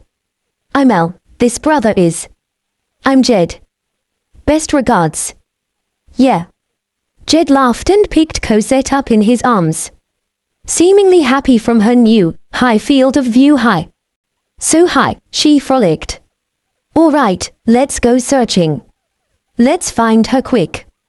And so, the 3 of us set out to find Cosette's mother. Relying on the memory of the young Cosette, who was only 5 years old, we came close to the place where she was separated from her mother. According to what we heard on the way, she had wandered off while her mother went to a restroom. So you have separated from your mother somewhere around here, yes? Yeah. Cosette nodded dejectedly. As a former tomboy, I can understand why you would want to walk around whenever you have time. I used to get lost in the woods near my house too. It will be fine, we will find her soon. While I was vaguely remembering the past, Jed was next to me carrying Cosette on his shoulders. She smiled back, happily. I will go talk to the shopkeeper. All right, I will leave it to you. When I entered the store that stood near the restroom where Cosette had left her mother, I found it was a bakery. A lady in her 40s or so greeted me with a smile and a welcome. She looked kind, so I decided to talk to her about it. I'm sorry for asking you this out of nowhere, but do you perhaps remember if a mother with a child visited your store today? That really is out of nowhere. What is this about? Actually, the girl over there seems to have lost her mother. Do you know anything? I pointed at Cosette, who was playing with Jed outside the store. When the bakery lady saw her, she let out an "R" and clapped her hands as if she had noticed something. Come to think of it, the mother came looking for her. Really? Yeah, she was here just a moment ago. She left searching outside immediately after hearing that her daughter wasn't here. Do you remember where she went? I believe she headed towards the central square. It seems that the mother is also looking for Cosette. The central square is where the guard station is located. She may be there, or she may be looking elsewhere. Either way, it would be good to know the mother's characteristics. Excuse me. Do you remember the color of her hair or the way she was dressed? Her hair was dark brown. She was wearing a white one-piece dress and a light blue hat. She was a young woman in her 20s. Understood, thank you very much. I thanked her and left the bakery to find Jed in pain as Cosette pulled on his hair.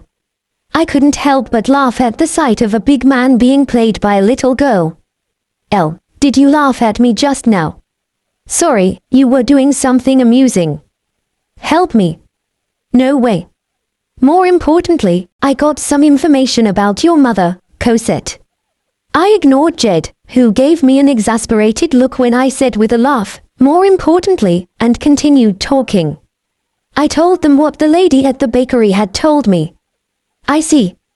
Let's look around the central square then. All right. Is that okay with you, Cosette? Yeah. The three of us started walking again. We went to the patrol guard station again, but it seemed that her mother had not visited. I just reported the current situation and went out to the central square, which was crowded like a festival. It was going to be hard to find Cosette's mother among all these people. We have to find her here. That will be difficult. We both chuckled. We know her features, so it will probably be fine. I'm hungry, Tilda. Cosette muttered, clutching her stomach as we walked past the stalls selling snacks. You are hungry? Yeah. I have not eaten lunch yet. Cosette said sadly. It seems that she and her mother had drifted off before she could have lunch. I thought it would be a good idea to give her something to eat, but it was Jed who spoke up first. Let's get something to eat then. What would you like, Cosette? That. I wanna eat that. Cosette pointed to a crepe stall. It certainly looked delicious. Since I had meat for lunch, I wanted to eat something sweet too. As I stared at the stall, Jed laughed at me. Do you want to eat too, Elle? Well, I thought just a little bit would be nice. I'm embarrassed that he knew I wanted to eat it, so I told him, my cheeks reddening. You have nothing to be embarrassed about. I'm not embarrassed. Ha ha. I want some too. Let's eat crepes together. Jed, smiling happily, leading us toward the stall. As I approached the stall, I could smell the delicious aroma of crepes. When I looked at Cosette, her eyes were shining as if she wanted to eat it as soon as possible. I thought she was cute as I stood in front of the stall when I was greeted by a lady with a cheerful smile on her face. Welcome. Excuse me, I would like 3 crepes. Yes. What flavors would you like? I turned around to see what they wanted to eat. Jed picked up Cosette to make it easier to look at the menu. Cosette, what flavor would you like? Tilda the chocolate and strawberry one. Got it. What about you, Jed? I will have the same as Cosette. I ordered 2 crepes with chocolate sauce, whipped cream and strawberries, and 1 crepe with bananas instead of strawberries. I ordered the banana one so that Cosette could enjoy a different flavor. Cosette was fascinated by the way the crepes were made. You seem fine with sweet things, Jed. I have a sweet tooth. I told you when you gave me the cream buns, right? I don't think you did, but, thinking about it now, you seemed to like them very much. Those were delicious. Because Jed seemed so entranced when he started remembering the cream buns, I started to want to eat those cream buns too. I want to eat them when I come back someday. Here. It's done. As I was remembering the taste of the cream buns, the auntie handed me the crepes. Cosette was the only one who received it happily. Oh, yes. I added some toppings to your daughter's crepe. Eh. Thank you very much. I'm jealous you have such a cool husband. He's so different from mine. Huh. Isn't that a strange misunderstanding? Apparently, she thinks I'm here with my family. It's not true at all. You, the husband, got a beautiful wife like this. You should take good care of her. Don't make her cry. What? Jed looked puzzled after being warned by the auntie. Cosette was happily eating her crepe, as if she was not interested in the conversation. When I looked up at Jed with the feeling that he should deny it, he gave me a big smile. Yes, of course. What? I almost let my voice leak out. Or maybe I did. I stared at him, wondering why he wouldn't deny it. Well then, let's go, Elle. I had no idea what the smiling, happy Jed was thinking. I sat down on a bench in the shade and glared at him. You made her have a strange misunderstanding. She thought that Cosette was our daughter and offered a freebie. It's hard to deny in that situation. Jed laughed and started eating his crepe. I understand what he's trying to say, but I don't think lying is a good idea. I also started to eat my crepe, thinking that I was sorry to waste her concern and that arguing with Jed would only make me tired. Family, huh? I wondered how father and others were doing now. I thought of the people far away, and then quickly stopped thinking about them. Remembering would only make me feel worse. Big sister Elle's crepe looks yummy too. Cosette, who noticed that my crepe was different from her own, looked up at me with expectant eyes. Do you want some of this? Is that fine? Of course. Here you go. Thank you. Big sister Elle, you can have some of Cosette's crepe too. When I took a bite of the crepe offered to me, the sweet and sour taste of strawberries spread in my mouth. Yeah, it's delicious. Big sister's crepe is also yummy. Phew, indeed. As I was laughing with Cosette, my eyes met Jed's, and he looked away. Could it be? Jed, do you want to try mine too? Well. I was thinking if it only was fine with you. I don't really mind, here. When I offered him the crepe, he gave me a surprised look. I'm giving it to you because you said you wanted it. Is that all right? I mean, wouldn't this count as an indirect kiss? I don't really mind you. If I was a noble, I shouldn't have done this, but I was just a commoner now. I have no problem with it. If you are going to eat it, please do it quickly, because if you are too conscious of it, I will become conscious of it too and get embarrassed real quick. Jed took a bite out of the crepe without hesitation. I started feeling embarrassed when I saw him chewing with a bright red face. Thank you for the meal. It was delicious. The one who broke the strange atmosphere was Cosette, who was sitting between us. She was smiling happily with cream all over her mouth and smiles naturally floated on my and Jed's faces. Thank you, big sister Elle. It was yummy. It's nothing. Don't worry about it. I wiped the cream from around Cosette's mouth. I ate up my own crepe as I watched her cheerfully thank me. Well then, let's do our best to find your mother now. Cosette, who had regained her energy after eating the crepe, responded to Jed's words, I'll do my best, vigorously.